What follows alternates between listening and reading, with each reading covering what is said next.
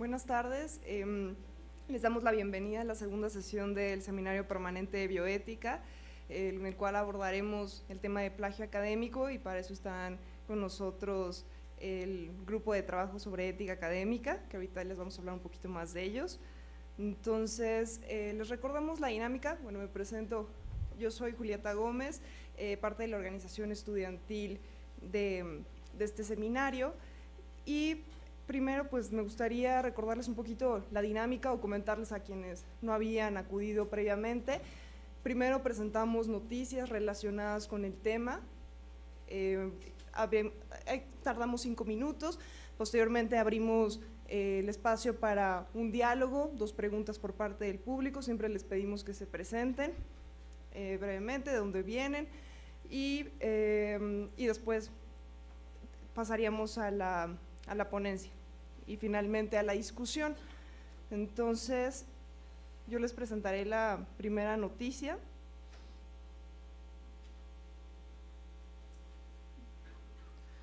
Bueno, pero antes de la noticia me gustaría presentarles la definición de plagio.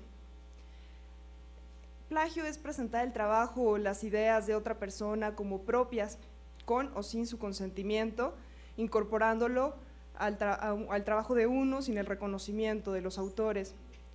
Cabe destacar que todo el material publicado y no publicado, ya sea en forma manuscrita, impresa o electrónica, está cubierto bajo esta definición. Entonces, para que más o menos ya tengamos la definición y ya podamos estar todos hablando de lo mismo.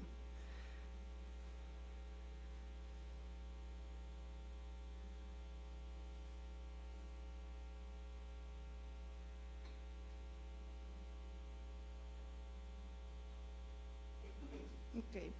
Entonces, la noticia que yo decidí presentar es sobre cómo el Internet ha impactado en el plagio o lo ha cambiado, ¿no? Entonces, brevemente les explicaré unos datos que explican esta evolución.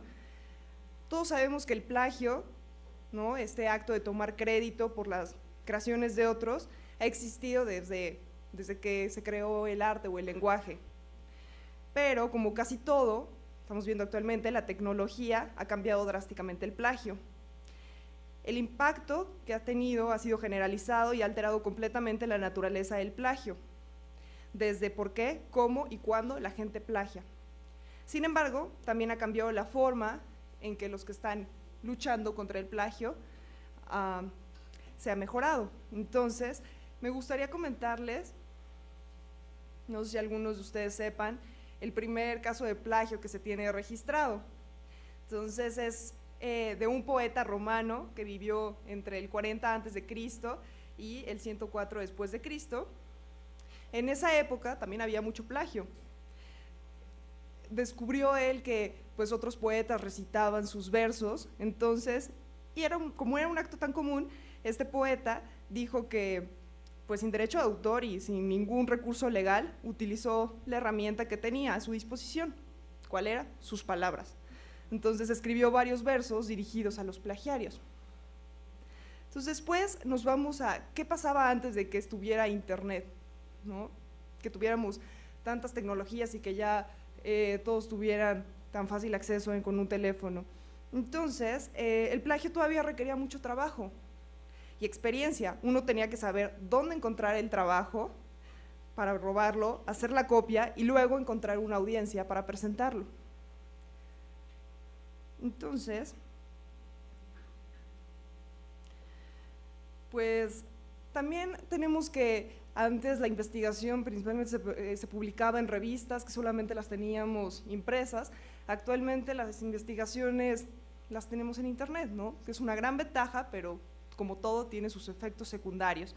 Entonces, efectos secundarios de esto es que el plagio se vuelve más fácil. La tecnología, como habíamos dicho, ha otorgado a los plagiarios mejores herramientas para perfeccionar lo que es su artesanía, pero por otro lado, también los que trabajan en contra del plagio han mejorado sus herramientas para detectar y en algunos casos evitar el plagio antes de que pueda suceder. Entonces,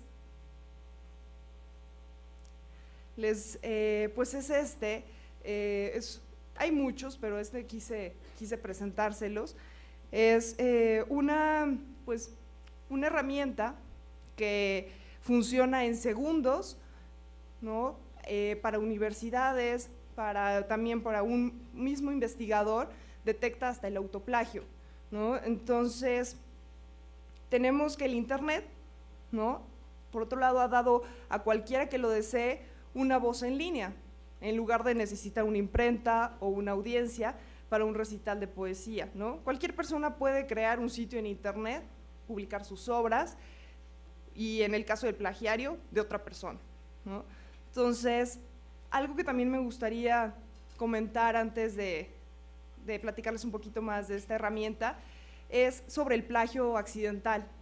Este plagio accidental y se ve mucho en las universidades, el copiar y el pegar, ¿no? Que de repente estás haciendo una tarea, copias, pegas, y de repente, ¿qué es tuyo y qué no es tuyo, ¿no? Entonces, dicen que actualmente es muy común en línea y en la academia. Entonces, pues las dos posturas, ¿no? Comentan que, más que nada en las universidades, ya no es solamente una necesidad el plagio, sino ya es un acto de pereza o un producto de mala gestión de tiempo. Y los antiplagios han dicho que, por ejemplo, también la Universidad de Oxford dice que a qué se viene a la universidad, ¿no? Y dicen, tú has venido a la universidad para aprender, a conocer y a hablar, no para reproducir las opiniones de los demás. Es importante que aprendas a desarrollar tu propia voz. No necesariamente se espera que te conviertas en un pensador original, pero se espera que seas independiente, aprendiendo a evaluar críticamente el trabajo de otros. Los estudiantes que plagian quebrantan el ethos de la academia, mientras evitan un proceso esencial durante el aprendizaje. Entonces, pues esta herramienta fue creada en 2014, es muy reciente, pero como les comentaba, es pues muy eficiente en los proyectos de investigación y en las universidades. Entonces, algo importante también que diría, ¿qué hace la diferencia de que ahorita estemos reflexionando sobre el impacto que ha tenido Internet en el plagio? Es que, pues claramente estamos entrando en una nueva era, ¿no?, de relación tecnología-plagio, pero también otros analistas dicen que estamos entrando a una mayor conciencia sobre el plagio, porque tenemos herramientas que son muy eficientes, ¿no? Entonces, me gustaría plantearles algunas preguntas para empezar a generar un poquito de discusión. ¿Qué impacto está teniendo la tecnología en la forma que aprendemos y trabajamos actualmente? ¿Por qué es importante hablar de ética y plagio desde la primaria y continuar en todos los niveles educativos? ¿Cuáles son las causas del plagio académico en los universitarios? ¿Realmente estamos ante una epidemia de plagio en las universidades? ¿Por qué evitar el plagio? Y con la que me gustaría ahorita cerrar esta serie de preguntas es ¿cómo debemos responder cuando tenemos herramientas tan poderosas para encontrar respuestas? Este escritor sobre ciencia y tecnología responde que pensar en preguntas más difíciles. Entonces, para finalizar esta noticia, me gustaría presentarles mi postura y le empezaría con la pregunta de ¿a qué venimos a la universidad? Venimos a cultivar la crítica a través de la teoría y la práctica. Es fundamental tener buenos modelos a seguir, con bases éticas, que provoquen la crítica y la reflexión bioética constantemente. Podemos mencionar algunas de las consecuencias que ha provocado la falta de crítica y reflexión bioética en el ámbito universitario. En investigación, yo les preguntaría, ¿queremos publicar cantidad o calidad? Se dice que la ciencia vive una epidemia de estudios inservibles. Y por otro lado, que algunas universidades están en medio de una epidemia de plagio. Y por otra parte, me gustaría preguntar, bueno, yo soy médico de formación y una de las preguntas que me hago constantemente en los hospitales es, ¿en la práctica clínica existe el plagio? ¿Por qué es tan fácil copiar la nota de evolución previa y solo hacer unos pequeños cambios? ¿Cómo lo vamos a evitar? yo pienso que fomentando la crítica y ética en los estudiantes de pregrado a través de modelos educativos comprometidos, ¿no? Pero los cuales se están extinguiendo. Entonces, eso sería lo que yo les presentaría ahorita, y pues me gustaría escuchar por parte del público preguntas. ¿Alguna pregunta, comentario? Nada más les pedimos que se presenten y que nos digan de dónde vienen.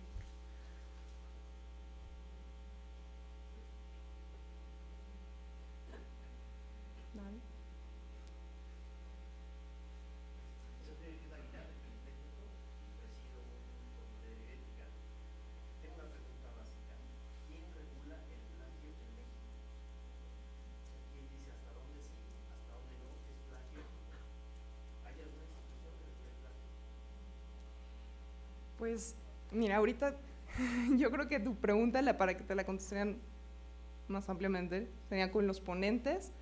No sé si quieran contestarlo ahorita o para guardarla para la ponencia. ¿Sí? La abordan, ¿sí? Quizás muy gruesamente, el plagio tiene dos vertientes, una legal propiamente, cuando está protegido por el derecho de autor, y ese es un delito, y el otro es la falta académica que atenta realmente contra la ética del desarrollo del conocimiento. En ese caso son las instituciones académicas las que tienen que tomar la decisión. En la práctica, desde luego hay 1001 variedades de plagio, hasta el autoplagio, se comentaba. Y bueno, es muy interesante esto de las notas médicas que señalaba Julieta, porque efectivamente la nota se reproduce de manera interminable en el expediente del paciente. Cambia la fecha y lo que se repite textualmente es paciente asintomático, afebril, que no tiene molestia. ¿Es esto un plagio? Sería una pregunta. Pero bueno, el punto es que son esos dos niveles en donde se tiene que establecer el nivel de responsabilidad para la regulación del plagio. Las instituciones académicas, en lo que toca a la ética, y simultáneamente también al aspecto legal, en relación a derechos de autor. Pero esto es muy gruesamente, seguramente después abundarán en relación a esto. Pero sí insistir en que el tema es un tema en donde estamos todos involucrados, todos escribimos, todos citamos, todos nos paramos y hacemos afirmaciones. ¿Hasta dónde está la frontera muchas veces de lo que es plagio y lo que no es plagio? Recién comentábamos ahorita con Arnoldo, la dificultad también de que uno verdaderamente puede estar cierto de que se siente escribir de una manera original con lo que va brotando del cerebro, y cuánto de esto no son repeticiones de párrafos que leíste hace algún tiempo. Todo tendremos que pasarlo por la herramienta. Es muy interesante. ¿Hay alguna otra pregunta? Sí.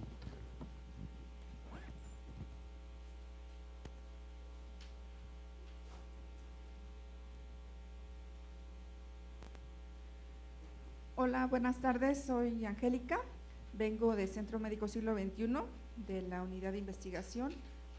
Aquí yo tendría más que preguntas como una serie de dudas, ¿no? Son tres posturas. La parte educativa, ¿por qué venimos a la universidad? Es una parte educativa de poder saber qué sistema tenemos, cómo nos vamos formando. La otra sería la tecnología. ¿Estamos preparados para el uso de las herramientas de la tecnología? ¿Tenemos ese dominio? Nos han enseñado cómo bajar un artículo, nos han enseñado cómo no hacer la copia o cometer algún tipo de delito. Y la otra parte es cómo yo estoy realmente informado para no caer en algún delito de no hacer o tener una idea para que no la haga yo propia y sea de otra persona. Yo creo que ahí son tres puntos que sí, más que preguntas, tendría como esa duda de cómo hacerlo, o que si en verdad estamos preparados como universitarios, como el uso de la tecnología en la parte de la sociedad y como en la parte de investigación, que creo que este es un tema muy importante en investigación, sobre todo en la publicación de artículos, en las investigaciones, ¿no? Entonces, más bien sería eso. Gracias. Sí, no, de nada. Claramente aquí yo lo que destacaría sería pues educación, ¿no? Ética, que nunca debe ir separado de educación, pero entonces es, pues, si no invertimos en educación, está difícil poder llegar al resultado que queremos, ¿no? Y más que nada, como se los planteé, es necesario iniciar esto, yo diría, antes de primaria, ¿no? Para empezar a cultivar, si tienes estudiantes críticos, cuando vean que una publicación no se está haciendo con todas las bases éticas, van a hacerlo diferente.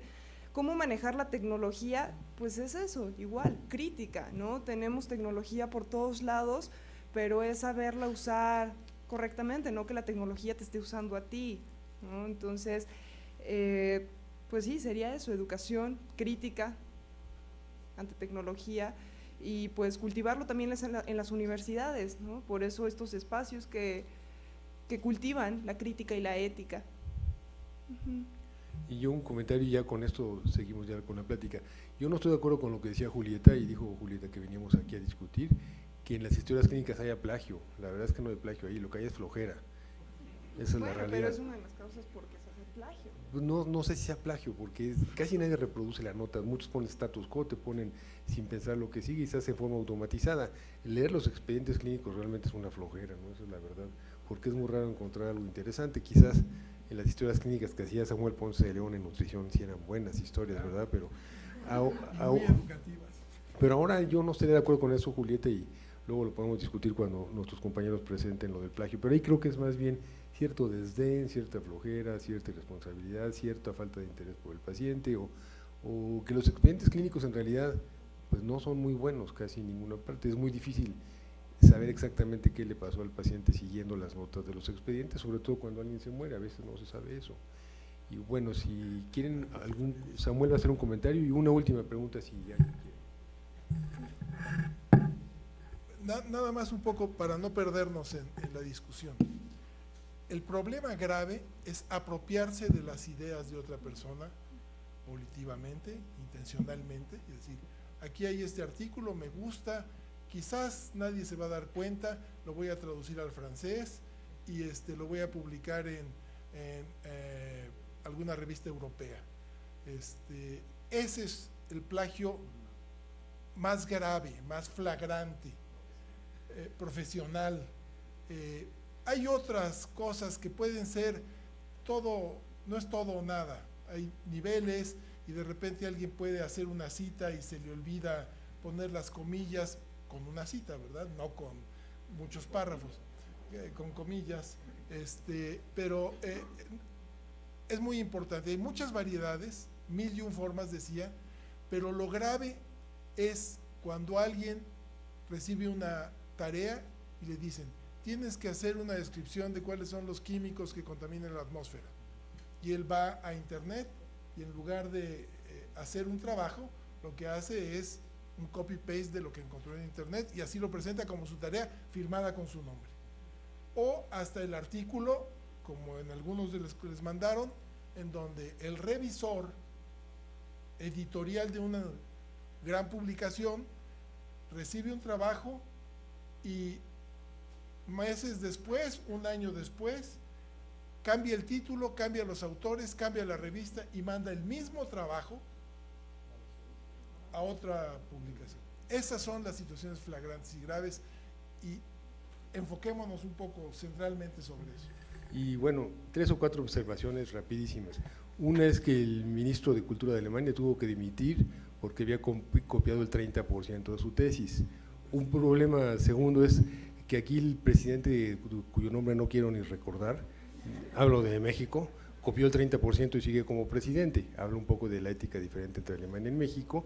Y les recuerdo, para los que no lo sepan, hace 3 o 4 años, Bryce Echenique, un escritor peruano bastante conocido, ganó el premio de la FIL de literatura y le demostraron que había plagiado muchísimas cosas en su obra y le quitaron el premio. Y por último, la cuarta y última observación antes de pasar a la plática, hace 15 o 20 o 25 años un editor del New England Journal of Medicine, Arnold Relman, que murió hace poquito, publicó un artículo muy interesante que se llama Publish or Perish, publicar o perecer. También esa cuestión es bastante importante porque los que pertenecen a sistemas nacionales de investigación, etcétera, pues continuamente están con esa presión, o publicas o pereces.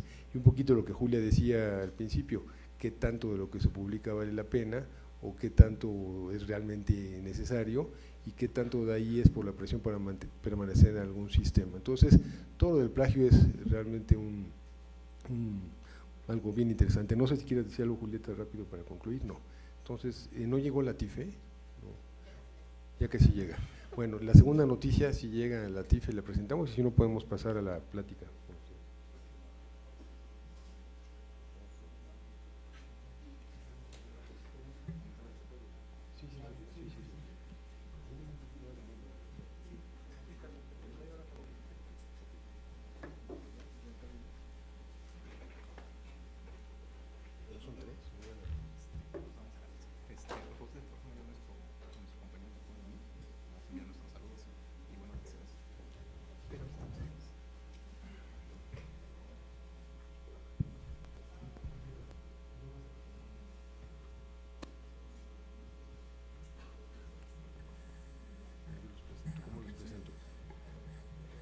Bueno, ahora la plática, ¿quién es el que faltó?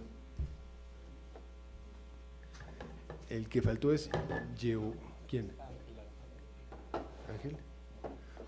Bueno, me dicen Ernesto y Giovanni que Luis Ángel es el que tenía el material más interesante, pero parece que lo cacharon plagiando y no va a venir. Entonces, bueno, Ernesto Vargas, Palestina, y Giovanni Mesa Chavero, dos jóvenes que forman parte del programa universitario de bioética de la UNAM, nos van a presentar la plática. Ellos saben que tienen un poquito más de media hora para la plática, y aquí, para los que sean nuevos en el auditorio, realmente lo más interesante es armar la discusión con ellos dos sobre todo, y quizás interrogamos un poco Samuel y yo. Entonces, los invito a escucharlos y a pues tratar de hacer muchas preguntas después. Bueno, antes que nada, una disculpa por la inesperada ausencia de nuestro compañero. Desde aquí, por causas de fuerza mayor, no puedo asistir, pero le mandamos nuestros mejores deseos y ánimo de recuperación. Bueno, antes de pasar directamente a lo de la charla, quisiéramos hablar un poco acerca de cómo se gesta el proyecto de ética académica. Como en sí no es una subdependencia, o no es no es una estructura grande dentro de la universidad, sino que es un proyecto que está bajo el cargo del Programa Universitario de Bioética. Llevamos ya más o menos 2 años participando como grupo de trabajo. Es un grupo interdisciplinario constituido principalmente por jóvenes, tesistas, pasantes de arquitectura, pedagogía, psicología, historiadores, filósofos, ingenieros. Entonces, sí, ellos tienen muy buenas opiniones.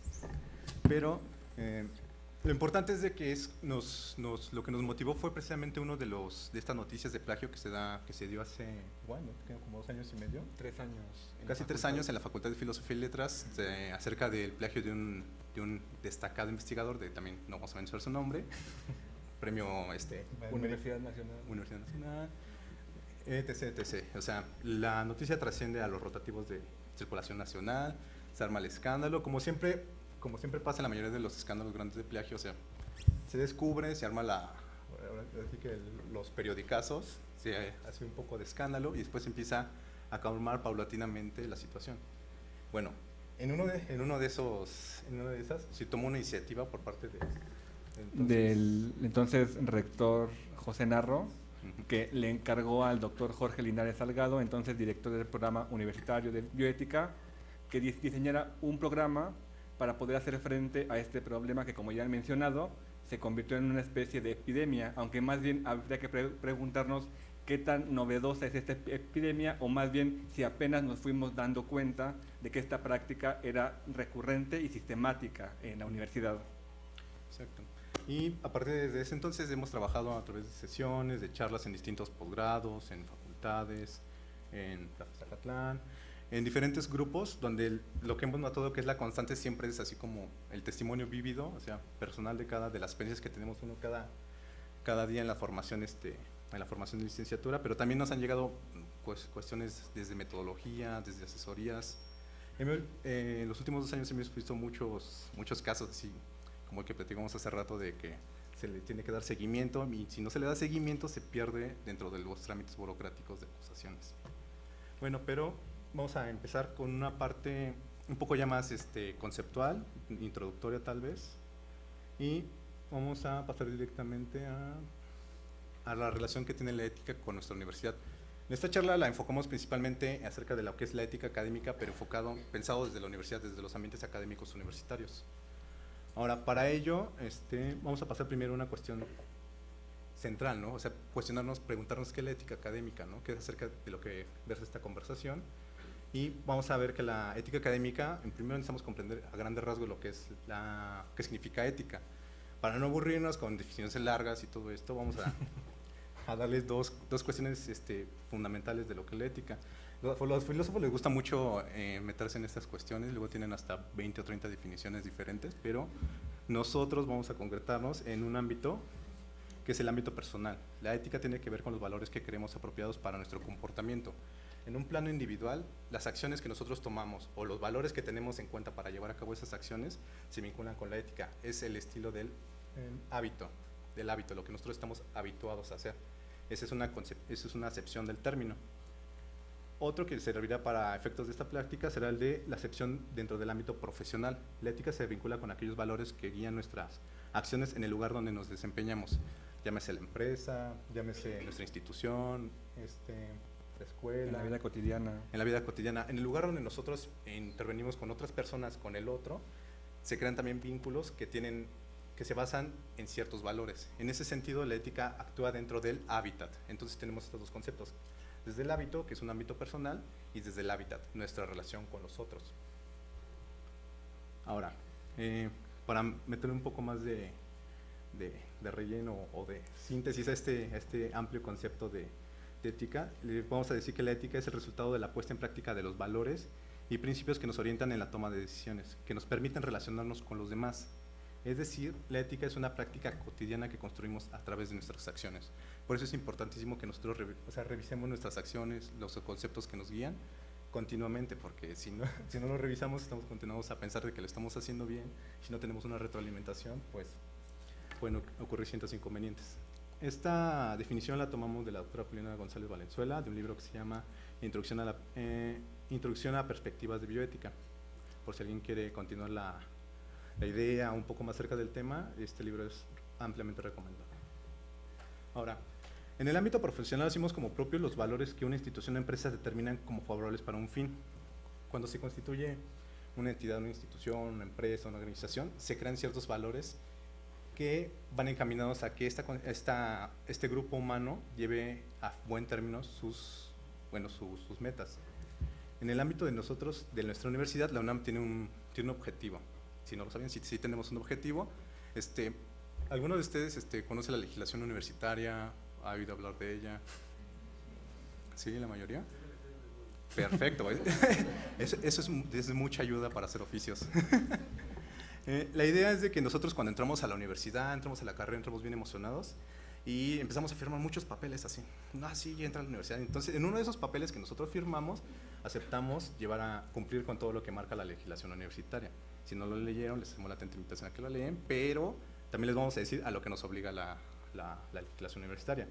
Una de ellas está expresado en el artículo 1, que dice que la Universidad Nacional Autónoma de México es una corporación pública, organismo descentralizado del Estado dotado de plena capacidad jurídica que tiene como fines impartir educación superior para formar profesionistas, investigadores, profesores universitarios y técnicos útiles a la sociedad. Ahí deberían ponerlo puesto en grande, útiles a la sociedad, ¿no? Sí, porque luego sí, es como esas personas que se dedican a estudiar historia del arte. No sé, la historia del arte, de la historia de la manga del vestido de Carlota, que digo, como experiencia y como para generar conocimiento específico de algo, está muy bien, pero entonces hay que voltear a ver siempre cuáles son las preocupaciones sociales del país en el cual estamos inmersos y cuál es la obligación que tenemos como estudiantes de la máxima casa de estudios que estamos recibiendo presupuesto federal para pagarle a sus profesores, a los investigadores, para brindarnos auditorios tan bonitos como este, que no hay en nuestra facultad. Sí, ¿no? Eso sí no hay. Pero precisamente, o sea, la idea de que estemos en una universidad pública y gratuita no significa que no cueste. No nos cuesta a nosotros estudiar aquí, pero todos pagamos impuestos, a todos nos cuesta. El presupuesto de la universidad es incluso más grande que el de algunos estados de la ¿cómo se llama?, de la República, Morelos. aunque tenemos una población mucho menor, y entonces nuestras investigaciones, nuestras preocupaciones tienen que estar obviamente en función de lo que nos gusta, lo que nos interesa, para lo que somos buenos, pero debemos de encontrar la forma de que estas investigaciones se traduzcan y se orienten en un beneficio social común. Sí, lo dice inmediatamente después, dice organizar y realizar investigaciones principalmente acerca de las condiciones y problemas nacionales, ¿no? O sea, como en el primer artículo, antes de que cualquier otra cosa pase, principalmente acerca de condiciones y problemas nacionales y extender con mayor amplitud posible los beneficios de la cultura. Esa es nuestra misión, ya la tenemos clara, bueno, desde ahorita en este momento ya la recordamos todos, y ese es el fin de la universidad. Para eso nosotros estamos vinculados con la sociedad y para eso la sociedad nos da dinero. Y por ejemplo, este seminario es una muestra clara de esta cuestión de los beneficios de la cultura científica. Buscar que no solamente se quede aquí en los estudiantes, en los investigadores, en los que están en posgrado, sino que la gente, la sociedad, toda la gente que está fuera de CU pueda acercarse y pueda conocer qué es lo que se hace en la universidad, en qué se están destinando sus impuestos y los recursos del país. Bueno, hay otro artículo, el número 3, no muy lejos. El propósito esencial de la universidad será estar íntegramente al servicio del país y de la humanidad. O sea, no solamente preocuparnos por México, hay que preocuparnos por los que están del otro lado del continente, por nuestros vecinos del norte. Aquí dice del artículo que hay que preocuparnos también por los otros vecinos. Y dice, están íntegramente de acuerdo con un sentido ético y de servicio social. Aquí es donde ya se está metiendo la ética. Tenemos que tener claro que esas prácticas, que nos forman en manera individual y colectiva, también tienen que permear al resto de la sociedad. Tenemos que ponerlo en práctica no solamente dentro de la universidad. Claro que sí es el primer punto y es importante, pero también tenemos que hacer que permee a la sociedad. Ahora, superando constantemente cualquier interés individual, y esto es donde se ponen así las cosas bien difíciles, ¿no? Porque nosotros venimos aquí, luego nosotros, no sé. Es muy difícil que nosotros nos conozcamos como universitarios, o sea, que nos conozcamos saliendo de las facultades, ¿no? Es muy difícil que se formen los grupos interdisciplinarios, porque debería de ser así, ¿no? Que nosotros, no sé, conozcamos a grupos de trabajo en arquitectura, en ingeniería, en contaduría, en otras facultades que estén trabajando los mismos temas. Es muy difícil que se dé este tipo de relaciones donde estamos constantemente en contacto con los demás. Sí, generalmente en la universidad está como muy separada por gremios y sobre todo por una cuestión que es como la más tajante, que es entre las ciencias y las humanidades.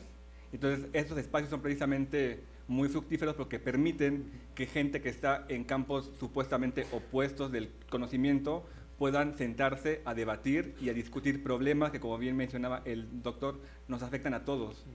Porque esta cuestión del plagio de la práctica académica es algo que nos estamos dedicando desde el bachillerato, desde la licenciatura, los posgrados, y no solamente nosotros como alumnos, sino también los docentes e investigadores en la práctica cotidiana que tienen con ustedes, sus alumnos.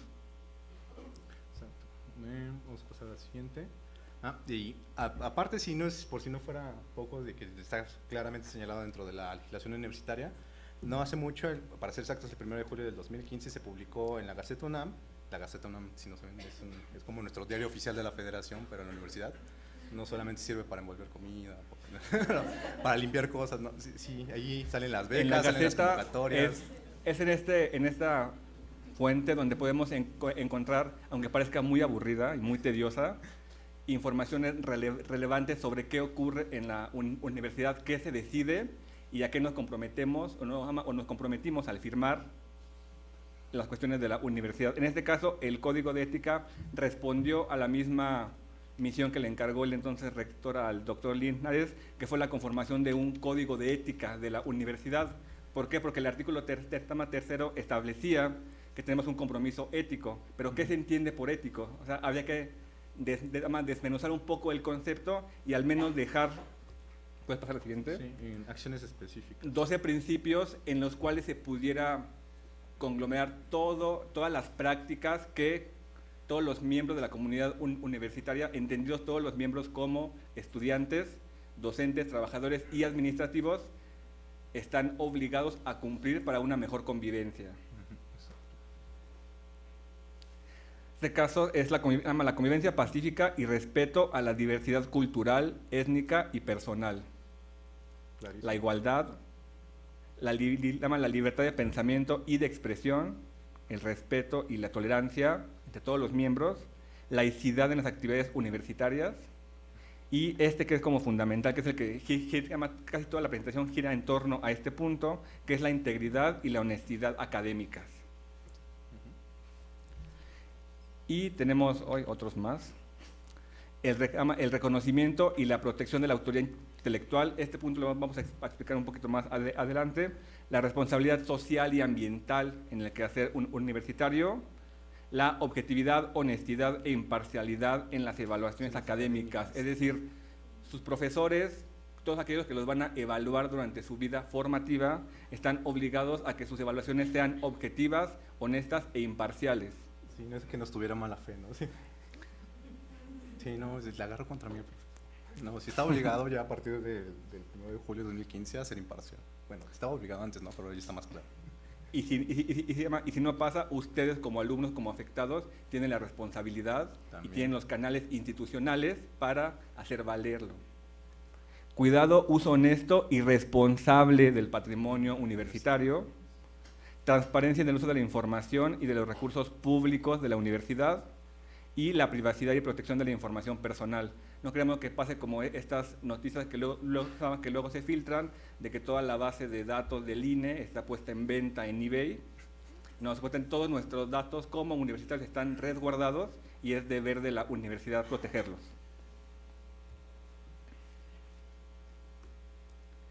Y estos son como los 5 puntos que más se relacionan con la cuestión de la ética académica: la integridad, el reconocimiento, pásale la otra, objetividad, honestidad, pásale, sí. Lo mismo que ya les mencioné.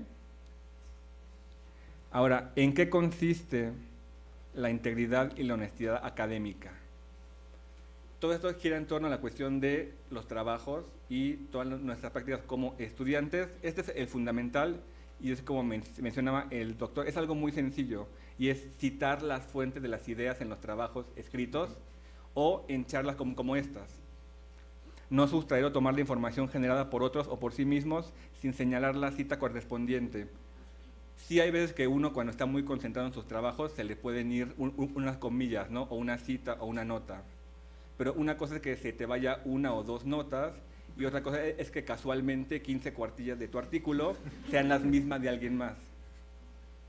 Y sobre todo, y esto sí entra más en la cuestión de, a lo mejor más cercana a ustedes de la investigación científica, no falsificar, alterar, manipular, fabricar, inventar o fingir la autenticidad de los datos, resultados, imágenes o información en los trabajos académicos. Tal vez del mundito académico del que venimos Giovanni y yo, de las humanidades, no haya tanto problema en un sentido como de consecuencia hacia las personas, falsificar un dato, ¿no? Pero ¿qué pasa cuando en una investigación médica se falsifica un dato? ¿En qué se va a traducir eso? ¿Cuál es la responsabilidad que va a implicar eso? Pues que va a afectar la vida o las vidas o la salud de alguien más, uno o varios. Entonces, no es que tomar información de alguien sea menos malo, o sea, son malos, pero las consecuencias pueden ser más tangibles, las podemos observar ahí, y entonces eso nos tendría que motivar a actuar de un modo respetuoso. Y el reconocimiento y protección de la autoría intelectual. La UNAM está obligada a salvaguardar la autoría intelectual de todo tipo de obras e invenciones que se desarrollen de forma individual o colectiva. Los grupos de trabajo, los programas universitarios, los centros de investigación, los seminarios permanentes crean documentos y investigaciones materiales que, si bien son propiedad de la universidad, o sea, la universidad decide con qué fines se usan, eso no quita que se le quite a los autores individuales el derecho que tienen de que ellos los hicieron, o sea, el atribuirles la responsabilidad y la calidad a esas personas. Y por tanto, la UNAM está obligada también a promover su registro. Las creaciones e invenciones que se generen en la universidad le pertenecen a la UNAM. ¿Por qué? Porque recibe presupuesto federal, es decir, el presupuesto de todos los contribuyentes se destina a las actividades sustanciales de la universidad, y entonces la universidad en su conjunto, mediante su organización, decide cómo se usan y para qué fines. Y también de igual manera salvaguarda los derechos de todos los actores involucrados.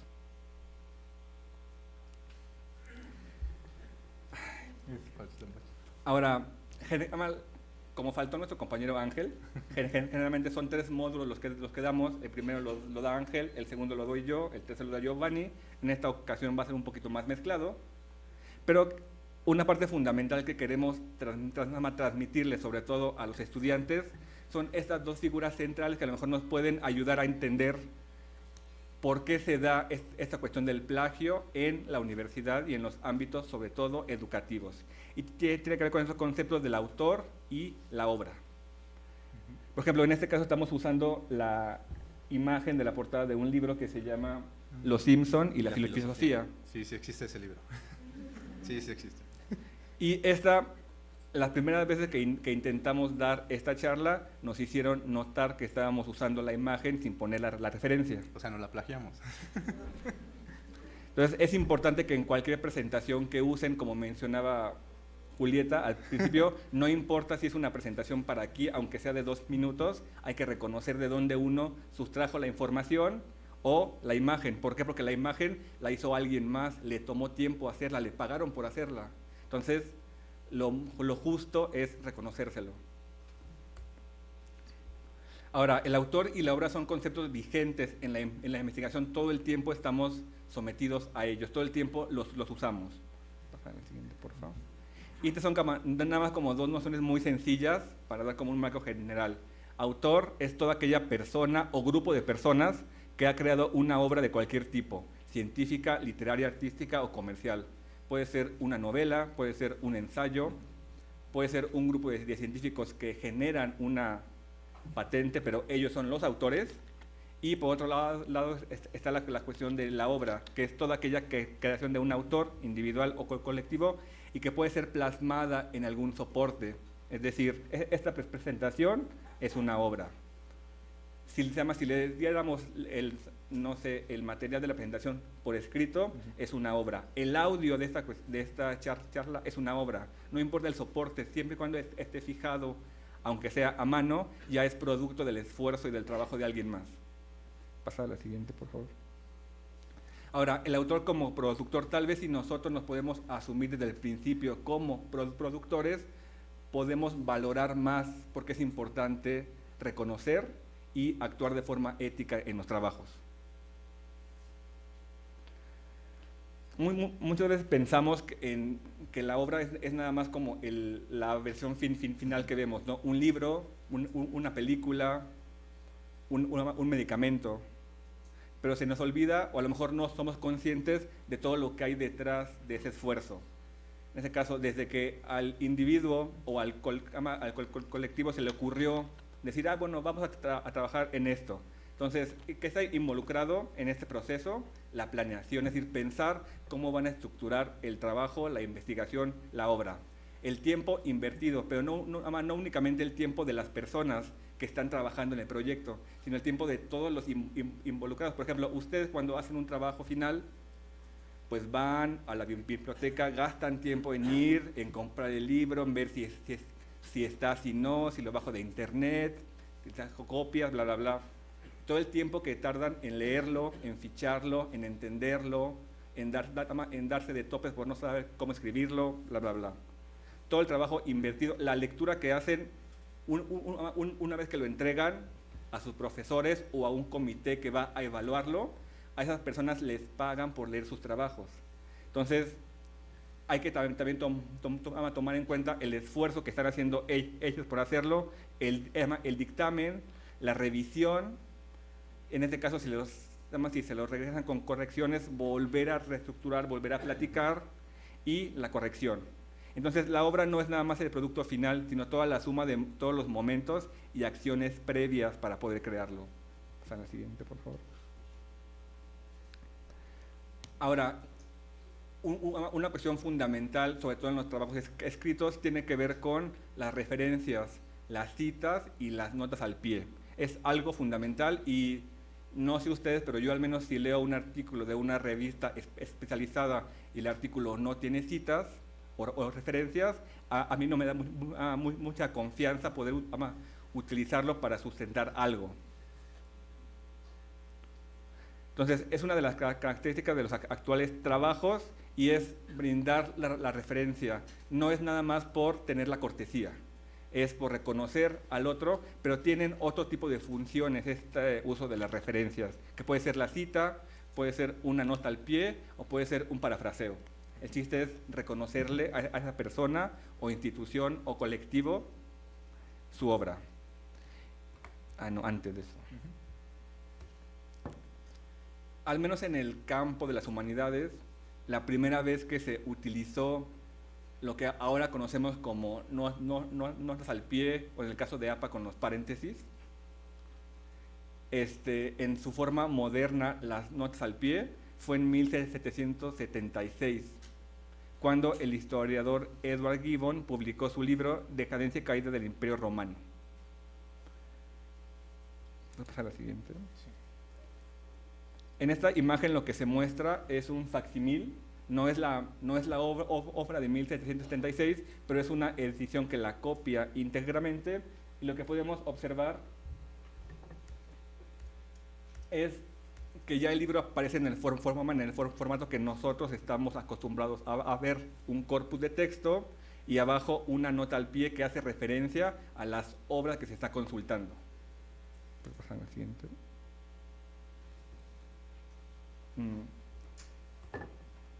Y ahora les hago yo la pregunta a ustedes. Si bien en 1776 se comenzó a usar, como lo conocemos actualmente, este uso de referencias, ¿por qué antes no se usaban las referencias?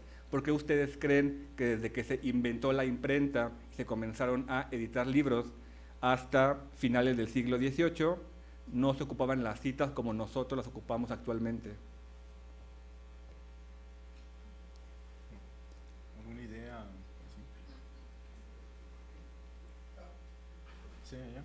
Bueno, también recuerdo que en ese tiempo, o sea, la gente que leía era muy poco, Exacto. era reducida, o sea, los libros no estaban para todos, por eso Eso es una parte. ¿Alguien más? ¿Por acá? Sí. Ah, mira, ya. Mal no recuerdo, Ajá. en obras médicas se citaban no a pie, sino a los lados, se ponía esto proviene de Hipócrates o esto proviene de Galeno. Ahí ya ves, antes de Cientos. Sí. Habrá que arrastrarlo. En nuestra fuente hay un libro que se llama, de Anthony Grafton, que se llama Los orígenes trágicos de la erudición. Este investigador lo coloca en 1776 con Gibbon, que es un historiador británico. El libro ya tiene... Pero en el campo de las humanidades, de claro. las humanidades. En el campo de la medicina, yo creo que ya había antes de sí. Habrá que checarlo. Se ponía a Galeno, a Hipócrates y también al Zen. Son los tres grandes maestros de la medicina occidental. Sí. Y ahorita vamos para allá porque precisamente la respuesta de esta pregunta va vinculado con eso, ¿no? Porque también se podría hacer una cita, pero una cita de memoria, ¿no? El parafraseo.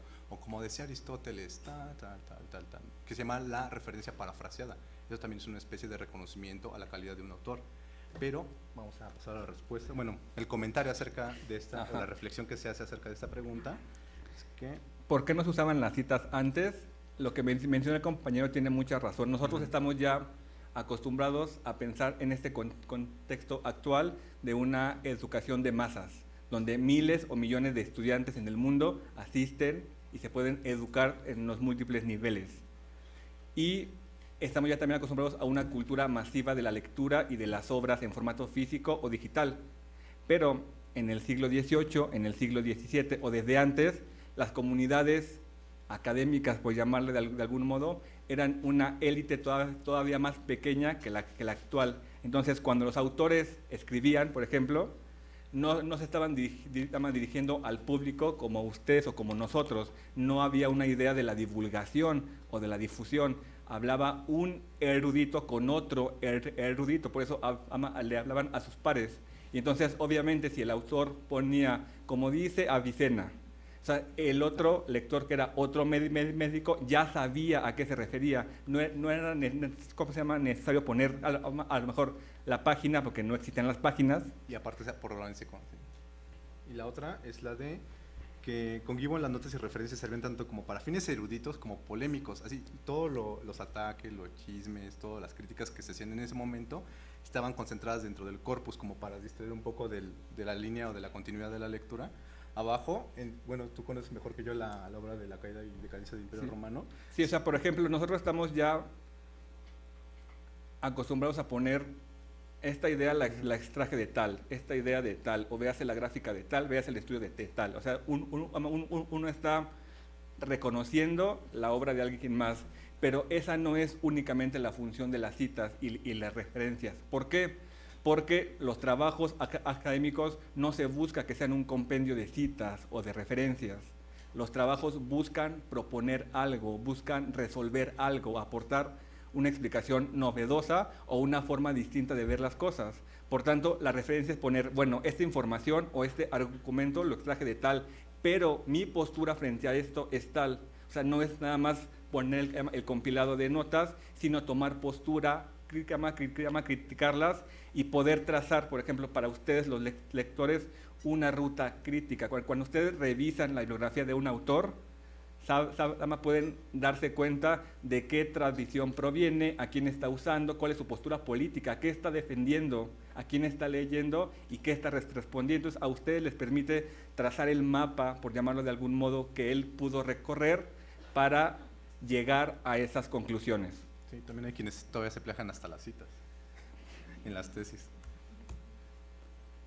Ahora, esta parte va un poco encaminada hacia la pregunta de hace rato acerca de cuál es la regulación vigente en nuestro país. ¿Quieres? Ya en un plano legal, saliéndonos un poco de la burbujita que es la UNAM y la universidad, porque al parecer, si en la universidad hay casos de plagio o cosas por el estilo, como mencionaba el doctor, no es un delito, es una cuestión administrativa. Pero en el mundo real, allá afuera, con las leyes, faltas como estas sí traen consecuencias legales fuertes. ¿Por qué? Porque existe algo que se llama Ley Federal del Derecho de Autor. ¿Qué dice esta ley? Pues es la encargada de proteger las obras de creación original susceptibles de ser divulgadas o reproducidas en cualquier forma o medio, sin importar el destino que se le dé. Para la siguiente. O sea, no importa si ustedes tienen la egoísta intención de escribir un libro y usarlo únicamente ustedes, o es una colección de divulgación, el derecho de autor protege cualquier obra siempre y cuando el autor vaya y la registre. Y lo que hace esta ley, o lo que le da al autor, es el derecho de explotar de manera exclusiva sus obras o de autorizar a otros su explotación en cualquier forma. Es decir, el autor de un libro no es que sea el dueño de todos los libros, sino que él puede consentir a quién autoriza, a qué editorial autoriza publicar su material o no, quién puede reproducir su canción o no, quién puede poner tal video musical o no, quién puede utilizar tal patente para tal medicamento o no, y de qué forma.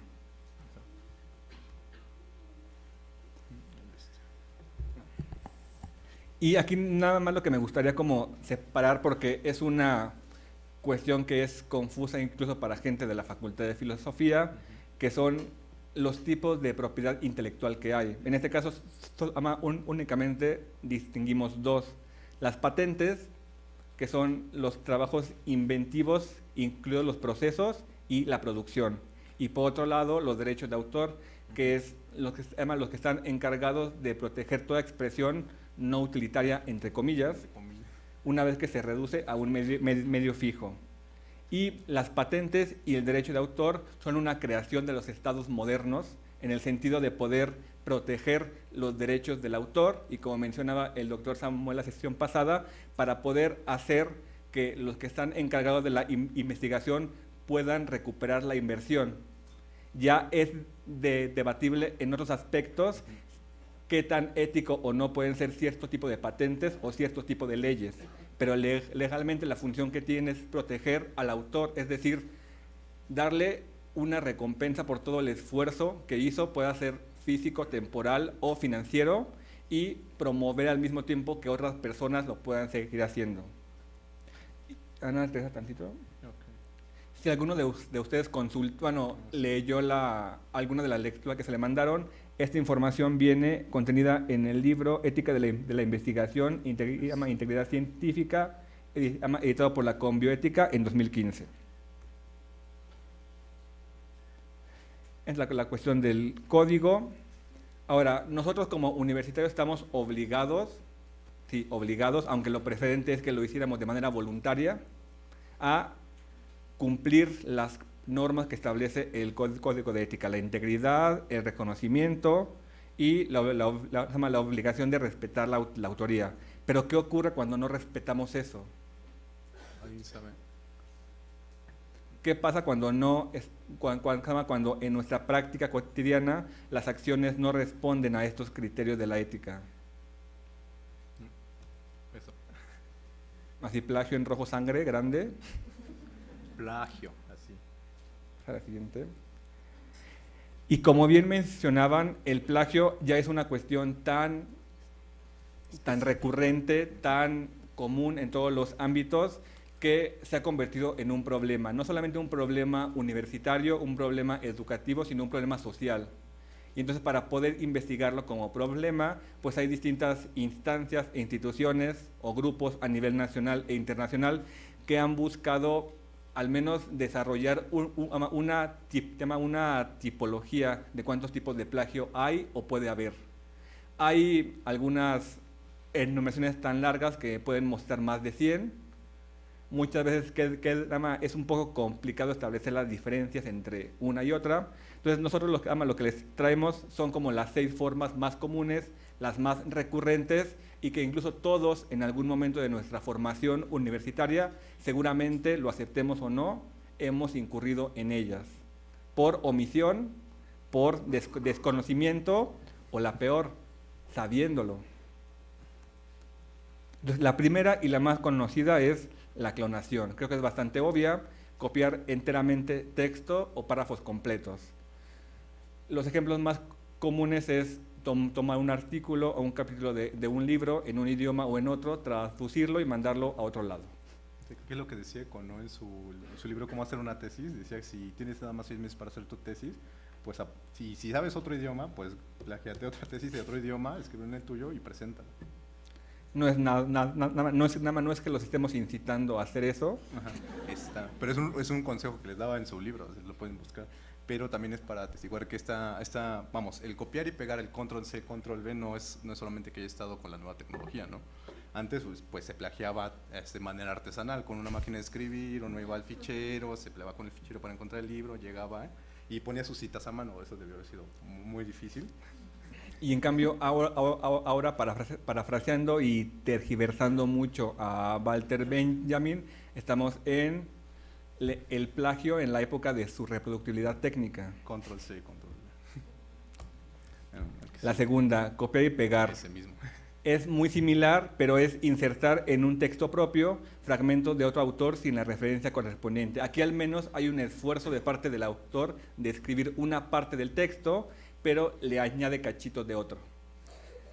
En mi caso, también el de Giovanni y de Ángel, que nos ha tocado ser ayudantes de profesor en la Facultad de Filosofía y Letras, es bastante común que los alumnos entreguen un trabajo, uno los revisa y uno nada más se encuentra con una sintaxis deficiente, medio fea, y de pronto un párrafo perfecto, bien escrito y profundo. No, o 3 cuartillas. Y dices, wow.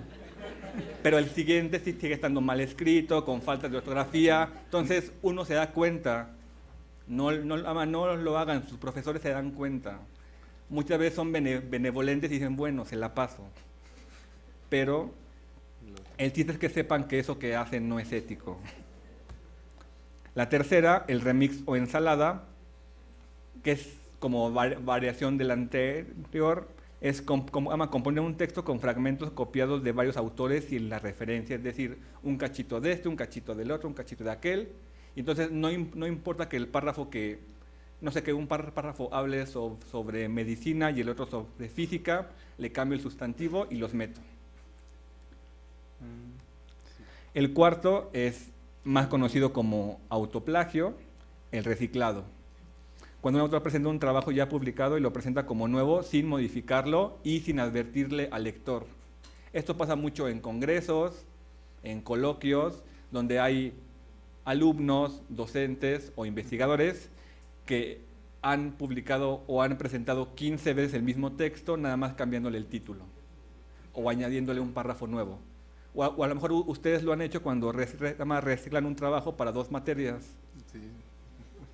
Suele O hasta pasar. 3, o para el extraordinario. Entonces, la forma de evitar el autoplagio es muy sencilla, si es que son éticos. Es reconocer que este trabajo forma parte de una obra anterior, y para ser realmente éticos tendrían que modificarlo de algún modo, o sea, ir más allá, explorar un poco más, tomar postura o algo así, que lo pueda diferenciar realmente del otro. El quinto es uno que me gusta mucho, que lo bautizamos como error 404 not found, o el estilo Borges. Si alguno de ustedes ha leído los cuentos de Borges, por ejemplo, El Quijote de Pierre Menard. Lo mandamos también como lector. Aquí en este cuento lo que muestra Borges es cómo está la obra del Quijote de Cervantes, y cómo en el cuento plantea que hay un escritor que se llama Pierre Menard, que escribe letra por letra, palabra por palabra, la misma obra del Quijote. Pero lo que está mostrando Borges en este texto, o al menos lo que yo interpreto que está mostrando en este texto, es que si bien es el mismo texto, letra por letra, con los mismos signos de puntuación, significa algo distinto. Al menos en el plano literario, y él lo usa como una metáfora. Aquí lo que pasa es que muchas veces, cuando somos estudiantes, o no sé por qué razón, hay gente que tiene miedo de afirmar sus propias ideas. Entonces es más fácil sustentarla en la obra de alguien más. ¿Por qué? Por un criterio de autoridad. O sea, vale más si lo dijo tal doctor a que si lo digo yo. Puede que lo tomen más en cuenta que si lo digo yo. O simplemente les gusta inventar referencias. Bueno, como un paréntesis, este error pasa mucho en los historiadores, pero por ejemplo es un ejemplo para ver la intencionalidad, ¿no? Porque por ejemplo en el ámbito de los historiadores, Ernesto es historiador, él se lo puede contar de primera mano, pero ellos cuando van a buscar un documento ponen la cita a propósito erróneamente, para que otro investigador que trabaja la misma línea, el mismo tema, al momento de ir a buscar el documento no lo puede encontrar, ¿no? Y que él tenga específicamente el documento y la fuente última de la investigación. Y eso, además de notar la intencionalidad poco ética, parece mostrar que el autor tiene miedo, ¿no? Él se muestra incapaz de sustentar su conocimiento o de tener la capacidad de escribir, y parece que lo importante es la fuente y no tanto lo que él pueda decir de la fuente. Y finalmente el reemplazo, que es cambiar algunas palabras de un texto para ocultar el plagio. Sí, ese es lo del sustantivo. Sí, o sea, cambiar, no sé, a lo mejor si aquí decía medicina, le pongo la historia de la medicina, y entonces si lo meto a un programa de reconocimiento de plagio, puede que no lo detecte, pero eso no quita que sea un plagio.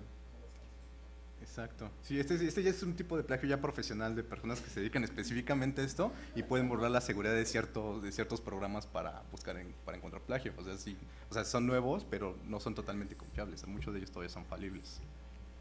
Bueno, los gratis son falibles. Y ahora les vamos a mostrar algunos ejemplos de plagio, porque el plagio no únicamente ocurre en el ámbito de lo escrito. Hay muchas formas en las cuales se puede copiar o atribuirse como propio el trabajo o la invención de alguien más. En este caso es en el ámbito de la fotografía, de la imagen. A la izquierda está la fotografía de Antonio Turok, realizada en 1980. Y a la derecha, una imagen premiada en el segundo concurso nacional de fotografía en lactancia materna. Se fue premiado, o sea, la foto fue premiado y le dieron el premio, le dieron el dinero, y hasta que el autor dijo, oye, o sea, como que se parece un poco a mi fotografía, fue cuando salió la nota en el Universal. Sí, es como, o sea, no es nada más la cuestión del texto y las ideas, puede ser la imagen, o sea, el concepto de la imagen, porque no sé, todo pasa que muchas veces piensan que los fotógrafos, bueno, el ser fotógrafo no es un empleo o un trabajo, ¿no? Y cualquiera puede tomar una foto. Pero no cualquiera puede tomar una foto que transmita cosas. Entonces, no es nada más la imagen, sino todo lo que le permitió al fotógrafo ser capaz de tomar esa toma en particular y transmitir algo.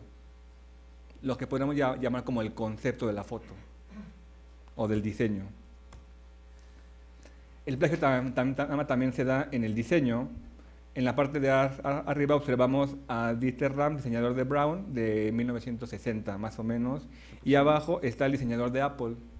Entonces resulta que varios de los modelos de Rams fueron retomados por Ive para los aparatos que son como los más representativos de Apple, como el iPod. Y lo que pasó fue que esta nota generó como tanta polémica en los medios en Estados Unidos, que la gente de Apple tuvo que salir a decir, bueno, nuestro diseñador se inspiró un poco en los trabajos de Rams, pero son distintos, ¿eh? Al menos por dentro son distintos. Y esta que Giovanni tuvo la puntada de intitularlo Crimen y Castigo, es uno de los casos más reconocidos, de los que acaparó más prensa en México, y tiene que ver con un ex investigador del Colmex, al cual le retiraron su título de doctor cuando se demostró que plagió en su tesis de doctorado, y no solamente en esa. Sí. Pues, pero es importante señalar este tipo porque es la primera vez dentro de la historia del Colegio de México que, o sea, su consejo sesiona, sale la nota en un día, al tercer día ya le estaban revocando el doctorado, así, totalmente. Y bueno, así como nosotros somos muy curiosos, y así señalamos esta parte, y donde dice, en atención a la autoridad a la autonomía que se nos ha sido concedida en 1962 y ratificada en 1998, para que libremente decidamos los asuntos académicos que se realizan en esta institución y en atención a las facultades que me confiere el Estatuto Orgánico, hago su conocimiento que esta presidencia decidió revocar el grado de doctor al señor Rodrigo Cristian Núñez Arancibia, conferido el día 21 de julio del 2004. Eso es algo histórico, realmente así, en este grado de escándalos, que una nota que haya salido a la luz pública en los rotativos nacionales tuviera tal impacto que la entidad académica en menos de 3 días le retira el grado. ¿Cuál fue como lo grave de este tipo? Pues este tipo era, aparte de ser doctor, era investigador del SNI, o sea que recibía dinero mensualmente por investigar. Pero resulta que todas las obras que había hecho, al menos desde la maestría al doctorado, artículos y libros, eran plagios. Su tesis doctoral era el plagio de una tesis doctoral de Chile sobre la historia de las empresas. Su tesis de maestría estaba plagiada. Y se dieron cuenta de esto porque era un investigador muy prolífico que al parecer escribía sobre todo. Y publicaba de todo, ¿no? Y constantemente. Él escribía sobre historia, sociología, antropología, todo. Y entonces se dieron cuenta porque se plagió 4 o 5 artículos de un libro editado en Austin. Y entonces los autores se dieron cuenta de que estos eran sus artículos. De ahí comenzó la difusión del chisme por las redes, hasta que se logró demostrar que sí, casi todas sus publicaciones estaban plagiadas. Sí. Incluso podrían buscar en internet la entrevista que le hacen a él, donde él ya da los argumentos, ya una entrevista más personal de qué fue lo que, desde su perspectiva, lo orilló o motivó a plagiar tanto.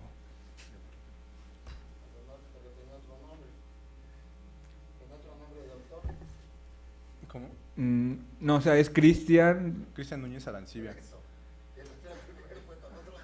Ah. Sí, le cambió con otro nombre. No, y ni siquiera creo que el título, creo que nada más le cambió 2 palabras y así va. Vamos a presionar un poco más porque creo que ya estamos un poco limitados de tiempo. Además, bueno, hace como 2 años y medio, el Programa Universitario de Bioética impulsa una encuesta de percepción sobre el plagio. Esta encuesta de percepción, hay que señalarlo, busca eso. Es una percepción, es muy difícil preguntarle a alguien, bueno, ¿tú cuántas veces has plagiado en la última semana? ¿De 3 a 5, de 5 a 10, de 10 a 15? Entonces es muy difícil que alguien te diga, sí, yo plagio de 2 a 3 veces al día y una antes de dormir. No, eso es algo muy difícil, pero si uno le pregunta, oye, ¿tú has escuchado acerca de lo que es el plagio? O así, no, sí, el primo de un amigo me contó que él se plagió su tesis de licenciatura. Entonces vamos a entender esta encuesta en ese sentido. Y bueno, vamos a ver rápidamente, algunos de las fichas técnicas. Se le aplicó vía electrónica a cerca de un poco más de casi 9,000 personas, estudiantes de licenciatura, bachillerato y de posgrado, tanto profesores como alumnos. Y vamos a señalar algunas cuestiones que sí nos saltan a la vista y que nos hicieron pensar un poco acerca de cómo es que nos percibimos los universitarios a nosotros mismos. Bueno, una de las preguntas se decía, actividades académicas que realizan actualmente. ¿Cuál es su primera respuesta? Fue esta, la frecuencia de la segunda, tercera y así. Lo primero que hacemos los universitarios cuando estamos en periodos formativos es trabajar, son trabajos parciales o finales. El 80% dice que lo que hago en la escuela es hacer trabajos parciales.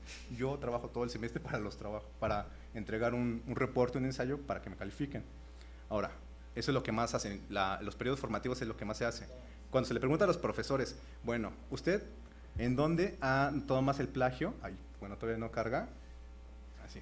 ¿Usted dónde ha notado que más se plagia? ¿O dónde ha notado que se plagia más? Dice, en trabajos parciales o finales. O sea, resulta que lo que hacemos más es que nosotros hacemos más trabajos parciales y también resulta que en eso es donde más plagiamos, según los profesores, en los trabajos finales. Ahora, la percepción de gravedad de plagio en referencia con otras actividades. Entonces tenemos una X gama del 1 al, creo que se la pusimos hasta el 10, dice, otórguele un número a determinada actividad, qué tan grave es, ¿no? Donde 1 es lo más grave, 10 es lo no tan grave. Y dice, los alumnos decían que 2 es robarle la cartera a alguien que se descuida, 4 tomar textos completos de otro autor y presentarlos como propios, 5 copiar en un examen, 5 copiar datos, o sea, dentro de un periodo intermedio. Cuando pasamos a los profesores, dice 4, robarle la cartera a alguien, o sea, ya se desfasó 2 casillas, o sea, ya no es tan malo robarle la cartera a alguien. Pues yo sé, creo que son profesores de asignatura y uno pasa la contratación, no, está atorado su cheque, dése otra vuelta, profesor. Y pues está difícil, ¿no? Bueno, pero esa es la percepción, o sea, no sabemos qué pasa dentro de los periodos formativos, que cuando uno entra a la carrera y uno egresa o empieza a dar clases, pues algo cambia. Es donde nosotros tenemos que empezar a preguntarnos por los procesos educativos y los procesos de formación. Esto también. Dice, profesores, ¿alguna vez ha enseñado a sus alumnos la utilidad de citar correctamente sus trabajos? Sí. Sí, yo les he enseñado cómo citar. Cubro mi programa, sí, ellos saben citar. Entonces le dice, ¿alguna duda? No, nadie. No, todos saben, todos saben. Ahora, le preguntamos a los alumnos, ¿qué piensan sobre citar al autor de la información que usan para sus trabajos? 76% dicen, es difícil porque nadie te enseña bien cómo citar. Bueno, nadie te enseña bien. Bien cómo citar. Bueno, es donde tenemos que tener la excepción, ¿no? Bueno. Pero también es difícil, ¿no? Porque luego les preguntas, ¿entendieron todos? 100 almas calladas. Sí.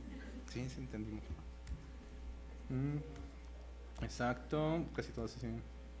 Ahora, hay que preguntarse una razón. ¿Por qué se plagia? ¿Cuáles son los motivos por los que un alumno, un profesor, un investigador está impulsado a cometer el plagio? Ya sea si lo tiene previamente o se lo tiene en premeditación o si lo hace por alguna desinformación. Vamos a ver, ¿qué es lo que nos dicen? Dice, los profesores están presionados para publicar y mantener su nivel de estímulos económicos. Llámese SNI, llámese PRIDE, llámese... No sé. De hecho, uno de los argumentos más fuertes que da Arancibia en el Colmex es eso, que estaba tan presionado por el SNI para publicar que por eso plagiaba, pobrecito. En el otro es, ¿por qué crees que los estudiantes plagian o utilizan información de otros sin citarlos correctamente? Aquí hay varias. Dice, no saben cómo hacerlo. Es una preocupante que las personas no sabemos, que no sabemos que se tiene que hacer, o dos, no sabemos cómo hacerlo. El otro es más fácil copiar y pegar que hacer todo eso desde cero. O sea, me pregunto, ¿cuál es la cultura? O sea, ese ethos que nosotros tenemos como universitarios de llevar el esfuerzo de cumplir nuestras labores con la sociedad se ve vulnerado cuando alguien te dice, es más fácil copiar y pegar que hacer todo desde cero. Ahora, no saben que se debe de citar siempre. O sea, hay personas que, bachillerato, licenciatura, posgrado, que no saben que se debe de citar. O sea, es algo como para cuestionarnos, pero, y vamos a tener un poco más de velocidad. ¿Por qué no se denuncia? Aquí hay algo bien importante. Si nosotros sabemos que se está plagiando, mi profesor está plagiando los trabajos de mis compañeros, yo me estoy plagiando el trabajo de mi amigo se plagió el de mi otro amigo. O sea, ¿por qué no se denuncia? ¿Por qué no se llevan a las autoridades? Por ejemplo, en este ámbito universitario, no se denuncia, no se fomenta ese tipo de... Ahí vamos a ver qué nos dijeron los universitarios, qué es lo que nos está diciendo la comunidad en ese sentido. Aquí hay dos respuestas que nos parecieron interesantes, es que si los denunciados son protegidos de autoridades o de académicos con poder, es un riesgo que no vale la pena correr. O sea, es verdad que nosotros los universitarios tenemos miedo de que no denuncio porque simplemente no va a llegar a ningún caso. O sea, nosotros tenemos, si se sentaran los precedentes, si se empezara a hablar más del acaso, de la situación, se empezarán a abrir más el problema y más la perspectiva. Por eso, bueno, nosotros una de las acciones que hemos tenido a través del seminario del Grupo de Ética Académica es tratar de ampliar la perspectiva, ampliar la discusión acerca de este tipo de cuestiones. En las otras dice que se prefiere la crítica verbal y el chismorreo para evitar meterse en problemas. Ese es el típico chisme de pasillo. Mira, ¿ves fulanito que va ahí? Se plagió todo. O incluso cuando se hacen blogs de internet anónimos para denunciar a cierto tipo de personas que según ellos plagiaron, ofrecen las pruebas, pero nunca dan la cara. Exacto. Existen redes de complicidades que impiden las denuncias prosperen, la comunidad universitaria tiene miedo de denunciar. Eso es bastante alarmante, ¿no? Y sí nos da una perspectiva de lo que se piensa al respecto. Ahora, en el caso de los alumnos, por miedo a las represalias de parte de la persona a quien se denuncia, o sea, una cosa es que, no sé si podemos notar la diferencia entre que denuncio a mi colega que me plagió mi trabajo, ¿sí? Y un alumno que, por ejemplo, trabaja en todo el semestre de grupos para entregar todos sus trabajos y el profesor mágicamente 3 meses después ya tiene 2 publicaciones nuevas. O sea, una cosa, yo creo que sí hay una diferencia entre que uno se plagia a un par en que uno se plagia a un alumno, ¿no? Y entonces el miedo que se está reflejando en las otras preguntas, vamos a ver la vulnerabilidad del estudiante en ese sentido. Es uno de los factores que nos está indicando esto. Y vamos, básicamente se repiten las otras. Si los denunciados son protegidos de autoridades, la comunidad de la universidad tiene miedo de denunciar. Ahora, ¿cuál es el panorama? Nosotros, a través de la encuesta, ustedes si gustan revisar la encuesta, está en la página del Programa Universitario de Bioética, se van a Ética Académica y ahí hay una ventanita que dice encuesta, ahí ustedes pueden ver toda la síntesis de la encuesta y todas las estadísticas. Pero nosotros revisando, vemos que el 50, casi 50-50, 50-50, están entre los que saben que se debe citar y los que no saben que se debe citar. Con eso me refiero a los que saben que deben de hacerlo y no lo hacen por alguna razón, y los que, ya sea por deficiencias de la investigación, deficiencias formativas, porque su profesor no se los dijo, porque ellos, no sé, por alguna razón no citan, pues estas son las perspectivas. Aquí es donde les pregunto qué haríamos nosotros. O sea, enfocarnos por las personas que saben que deben que es malo plagiar y lo hacen, o por las personas que no saben hacerlo, o que tienen miedo, o que no confían en sí mismas. Entonces, una de las decisiones que se tomó sería, en ese momento, a través de la discusión multidisciplinaria, fue enfocarnos en el ambiente educativo, enfocarnos a corregir estas deficiencias de la investigación, deficiencias formativas, generar charlas, generar seminarios. Fue una de las respuestas que se tenía en ese sentido, pues los demás ya están como medio perdidos y ya tal vez no podremos salvar sus almas, pero… Es como partir de una premisa buena onda de, ok, la gente plagia porque no sabe cómo se debe citar. Okay. Y bueno, por último, queremos enfatizar varios puntos que tuvieron esta charla, que es que la ética académica es la forma de actuar apegada a los principios de la universidad. Ya los conocimos, vimos cuál es la misión y todo. La UNEM tiene principios éticos que comunitarios debemos poner en práctica. Ya vimos los códigos de ética de la universidad. Recordemos que el autor es toda persona que ha creado una obra de cualquier tipo. El plagio es la apropiación de ideas u obras sin el reconocimiento del autor. Tenemos que tener en cuenta cómo se genera el plagio. ¿Okay? Y finalmente, muchas gracias por su atención. Y pasamos a la ronda de preguntas o la nota.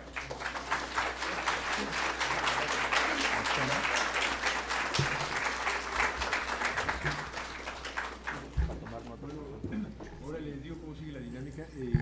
Tenemos 35 minutos, hay un comentario muy breve de la TIFE, que es parte del comité organizador, y luego yo un comentario también muy breve, y luego abrimos la discusión a preguntas. Les pedimos que se presenten cuando hacen la pregunta y que hagan la pregunta muy breve, que les tome 1 minuto o 2 minutos para hacer la pregunta. Bueno, pues muchas gracias por su presentación. Ojalá la escuchen en más facultades y en todos los niveles, también en el SNI.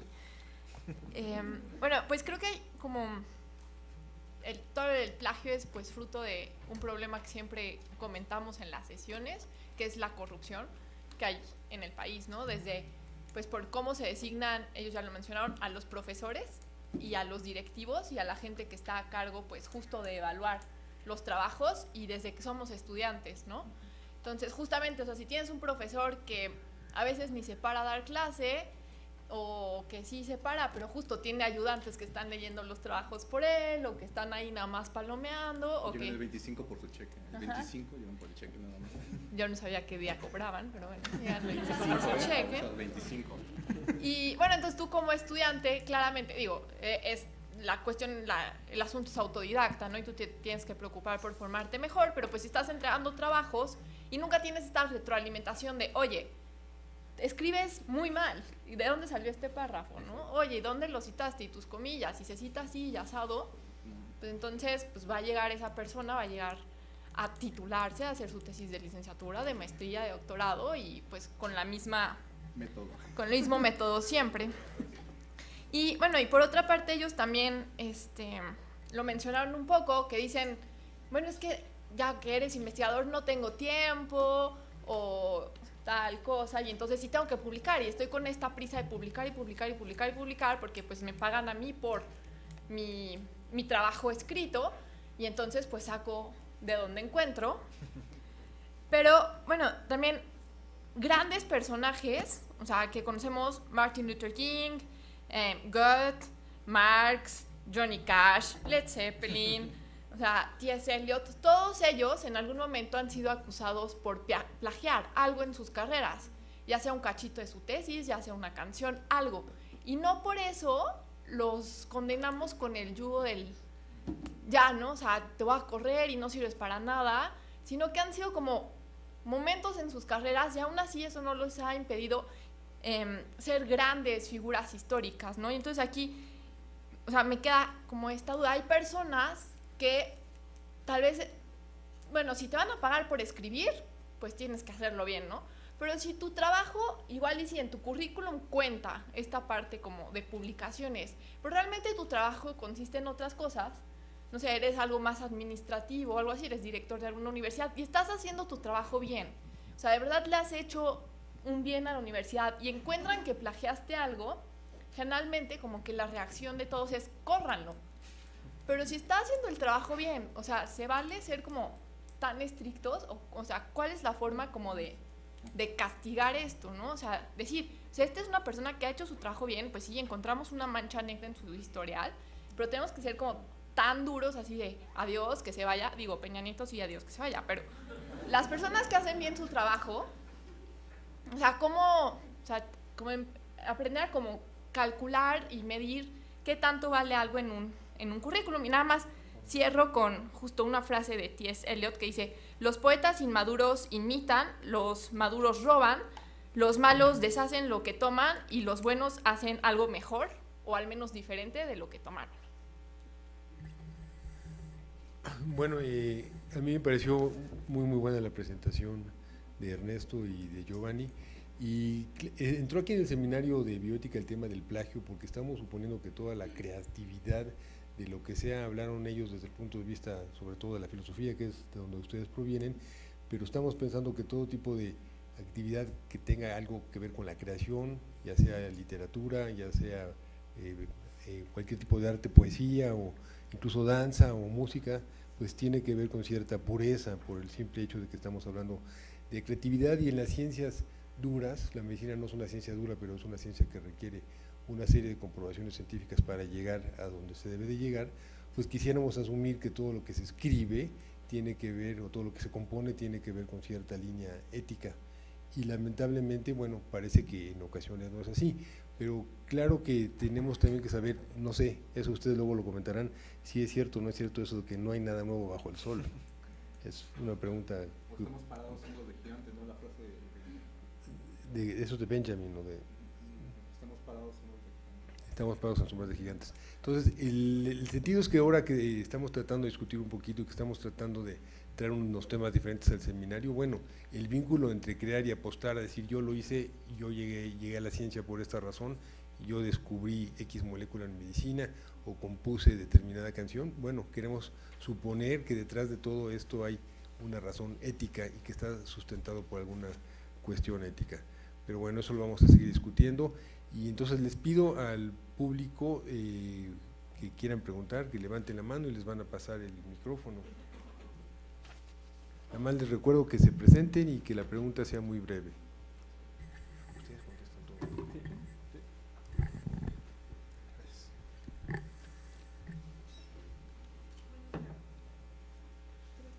¿Sí? ¿Me oye bien? Sí. Hola, yo soy Diana y soy de la Facultad de Química, QFB, Y creo que uno de los retos más importantes que nos presentamos como universitarios, no solamente en esta facultad o en la de química o en la de filosofía, es escribir la tesis. Y por ejemplo, cuando estamos entrando a una introducción o queremos empezar a plantear nuestras ideas, siempre hay que tomar elementos de otros lados. Esos elementos tienen que estar citados y eso, o sea, creo que nos queda claro a todos y que poco a poco vamos acumulando de perdida los links de dónde lo sacamos o de qué libro fue. Pero entonces, bueno, quiero pensar que todos lo hacemos. Entonces, ¿cuándo podemos empezar a hacer algún tipo de conclusión o aclaración propia? O sea, ¿cuál va a ser la diferencia entre que yo lea algo, alguna encuesta que ustedes hicieron y que diga, es que aproximadamente de la mitad de las personas no plagian porque no saben cómo, y que yo lo pueda decir como algo que vi en varias encuestas, o sea, ¿cuándo puedo en realidad empezar a hacerlo como un comentario al aire para entrar a mi tema en realidad? Y, o sea, ¿tengo que pararme cada 3 palabras a hacer una cita? Esa es mi pregunta. Ay, bueno, ¿Varias o así como van? ¿Cómo van? Una por una. Ay, bueno, es una pregunta que nos han hecho varias veces. Siempre es complicado además responderla, en primer lugar por el campo de estudio. Pero, por ejemplo, en el caso que mencionas de una tesis, generalmente uno en su tesis busca demostrar algo. Para poder demostrar ese algo, lo primero que tienes que hacer es una revisión de los que han escrito algo al respecto, ya sea similar o que de alguna forma tangencial te toque, ¿no? Entonces, eso que se conoce, al menos en humanidades, como el estado de la cuestión o el estado del arte o antecedente. O sea, a partir de ese momento lo que uno hace es decir, fulanito investigó tal cosa, él tal cosa, él tal cosa. Ahora, con todas estas referencias se ha llegado a este punto. Ahora, yo parto de este punto para explicar algo más o abordarlo de forma distinta. Entonces, no es que la tesis tenga que estar plagada de citas o referencias cada 2 palabras. Hay veces que no es necesario poner, no sé, por ejemplo, si vas a retomar a lo mejor un argumento general de un libro o de un capítulo, con que menciones una vez que viene de ese capítulo y que a partir de ahí vas a proponer, a criticar, a responder o a expandir, está perfecto con una vez que lo menciones. En cambio, si te estás peleando o dialogando con ese autor, pues sí es como más recurrente que uses las citas. Pero no es como que haya una medida estándar de que cada párrafo una nota al pie o una cita. Es lo que nos llamaba la atención porque, por ejemplo, es muy curioso saber cómo llegan a esos porcentajes, ¿no? No sé, tal persona ha plagiado 37.7% en su vida, o sea, cómo llegan a esos estándares, ¿no? Y entonces, vámonos del otro lado, o sea, cómo saber cuántas citas debe tener una tesis, cuántas referencias tienen que hacerse, o sea, vamos, es algo que se va desarrollando con el proceso de creación. Sí. Bueno, lo que pasa es que con las herramientas que existen ahora, efectivamente se puede tener numéricamente cuál es la frecuencia de citas que faltaron, por ejemplo, o de párrafos plagiados. De hecho, en relación a la pregunta de qué tanto se tolera, entiendo que en la mayor parte de las escuelas americanas, donde ya ahora es una práctica natural, normal, estándar, pasar todas las tareas, todas las tesis, todo a través de estos programas para ver cuál es la proporción de párrafos que se repiten. Y hay una tolerancia que entiendo que es de menos del 10%. Si es alrededor, creo que del 6%, del 6 al 10% lo pasan como si no hubiera habido problema, pero si es de más, sí ya rechazan el trabajo como un plagio académico. Ciertamente es difícil, porque, y por eso insistimos en que las fronteras son complicadas, pero aprovecho para un comentario en relación a lo que decía la DIF. Bueno, si alguien tiene una carrera impoluta y de repente pues publicó se apropió de un artículo y lo mandó a otra revista, ¿por qué reclamarle si el 99% de sus acciones estuvo bien y solo en esta falló? pues es como decir, bueno, ¿por qué a este hombre que asesinó solo a una vez, persona, claro. solo una vez en su vida, lo vamos a castigar? ¿O por qué solo a este funcionario que robó solo una vez en su vida, solo 100 millones de pesos, lo vamos a castigar?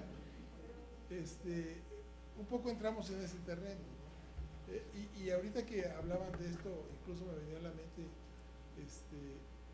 algo que seguramente no es extraño al auditorio. Es plagio cuando fotocopias un libro y lo compras. Hay otro. Bueno, se supone que la universidad tiene un acuerdo editorial en el cual nosotros podemos reproducir cierto porcentaje de nuestra obra. En la mayoría quiero pensar que la mayoría de las fotocopiadoras tienen ese letrero, pero dicen no se fotocopian obras totales. O sea, no se puede sacar, me fotocopia este libro completo. Se supone que nosotros tenemos el permiso de sacar determinada reproducción. Esa es la idea. Aquí en la universidad, si yo voy a Copilco y me fotocopio como, no sé, 10 ejemplares, libros. los revendo, dame 100 pesos por esto y listo. Ahí es otra situación diferente.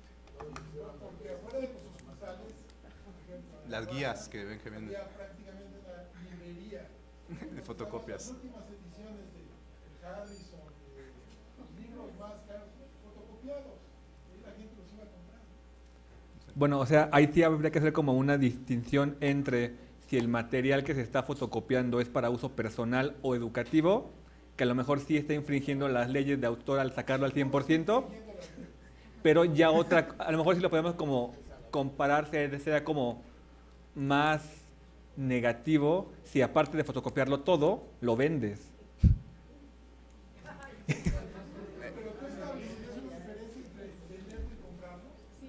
Por la motivación de la acción. Más preguntas, ¿no? Yo solo, Ok. perdón. Hola, buenas tardes. Es que solo para terminar la pregunta, Ok, sí. bueno, les hablaba más en el ámbito escolar, porque al final de un trabajo, en una materia que a lo mejor vamos empezando en la carrera, no tenemos mucha idea de nada. Entonces, cuando estamos tomando nuestras fuentes y, por ejemplo, en este ámbito tan complicado en el que las cosas son y así funcionan, o sea, ¿qué es mío en realidad de un trabajo final en el que tuve que recopilar mucha información y realmente yo solo redacté las conclusiones? O sea, eso también es plagio porque en realidad todo mi trabajo sería haber recopilado esa información y tener un 80% de páginas que tienen la información tal cual como es, como dice el libro, como dice el autor, y yo tengo una conclusión al final. Entonces, o sea, ahí también es plagio. ¿Y por qué? ¿Cuándo lo detengo? ¿Cómo paro esto? Sí. Bueno, ¿otra pregunta o...? Sí. Sí, para que se junte. Hola, buenas tardes. Bueno, yo justamente estoy haciendo una revisión de integridad académica, perdón, Itzel Villa de posgrado, sobre integridad científica. Y me he dado cuenta que justamente casi no hay publicación ni en periódicos, casi no hay, porque sí lo hay, y mucho menos en medios institucionales, de casos de plagio, por ejemplo, o de falta a la integridad científica. Bueno, este sería como un comentario o saber ustedes qué opinan para ver si ética académica justamente puede empezar a hacer una revisión de esto, porque cuando una persona cae en una falta de integridad, pues creo que se tiene que reconocer y eso también podría dar confianza a los alumnos o a la comunidad académica para ver que efectivamente se está haciendo algo y no decir, bueno, es que hay corrupción, es que hay impunidad y demás. Y la segunda, esta ya es como una duda más personal, ¿qué pasa con la disponibilidad de las tesis en bibliotecas UNAM? Porque varias personas me han digamos, hecho el comentario que por ahí más bien ponen el filtro de que nada más se vea como la introducción o la presentación, porque si pones en disposición toda la tesis, justamente se puede caer es inevitable a lo mejor el plagio en un término absoluto, pero preguntar ¿qué respaldo está dando la UNAM de los alumnos que están accediendo a publicar su tesis completa vía electrónica? Gracias. Con la clave de acceso remoto del Video UNAM, nosotros podemos tener acceso a la tesis completa. Se dice precisamente para prevenir la reproducción ilegal de este material, aunque las nuevas tecnologías, como bien lo mencionaban al principio, puedes hacer que metes el link a una página que no voy a decir su nombre, pero te puede quitar los candados del archivo, puedes tener acceso a todo, modificarlo, imprimirlo, etc, etc, etc. Ese es un blindaje que se le dio, ¿no? Primero que los alumnos tengan acceso a este tipo de recurso electrónico, porque hay que recordar que las tesis siempre han estado a disposición del público en general, ¿no? En físico, por nuestra labor de difundir el conocimiento científico. Entonces, a lo que vamos es que antes llegaban, agarraban la tesis, le arrancaban todas las hojas, dejaban el manuscrito ahí, bueno, el lomo ahí, y se llevaban el manuscrito, ¿no? Para poder plagiárselo a gusto en su casa y tranquilos. Pero, bueno, vamos más rápido. Buenas tardes, Carlos, Sí. de Biomédicas. Yo quería comentar un poco del ejemplo de ese investigador que nos platicaron, que bueno, tampoco lo voy a defender, y no es justificable el plagio, pero también lo que quiero resaltar es que en México actualmente el apoyo a la investigación pues va en decadencia, entonces ahí el problema también entra en esos ámbitos donde a uno lo presionan para publicar, pero tampoco te dan fondos o no te dan todos. Sí te dan fondos, pero cada vez te dan menos. Entonces, Somos ¿cómo hacer humanidades, ciencia, conocemos no? el contexto. O quedarte sin empleo. Entonces, digo, no justifico a esta persona porque tiene un historial que nos dice que pues, plagió toda su vida, ¿no? Pero en otros casos donde no sucede tan recurrente, ¿o cómo pensar? Bueno, y vamos a comentar, no sé qué tanto tiempo tengamos, hay otro caso en el Colmex que es más reciente acerca de una chica que hubo una publicación. En hubo apoyo de la universidad para poder producir la investigación, y posteriormente esta chica saca un artículo para una revista en línea española, y entonces la chica le da su manuscrito a la revista lo publica, pero después lo que pareció publicado se dice que se plagió. Vamos. Lo voy a poner acá. Ahí está bien. Bueno. Entonces, este es un caso muy interesante porque precisamente no defiende ninguna de las dos posturas, ni de la institución ni de la chica, porque lo que dice lo que dicen los abogados de la chica es que el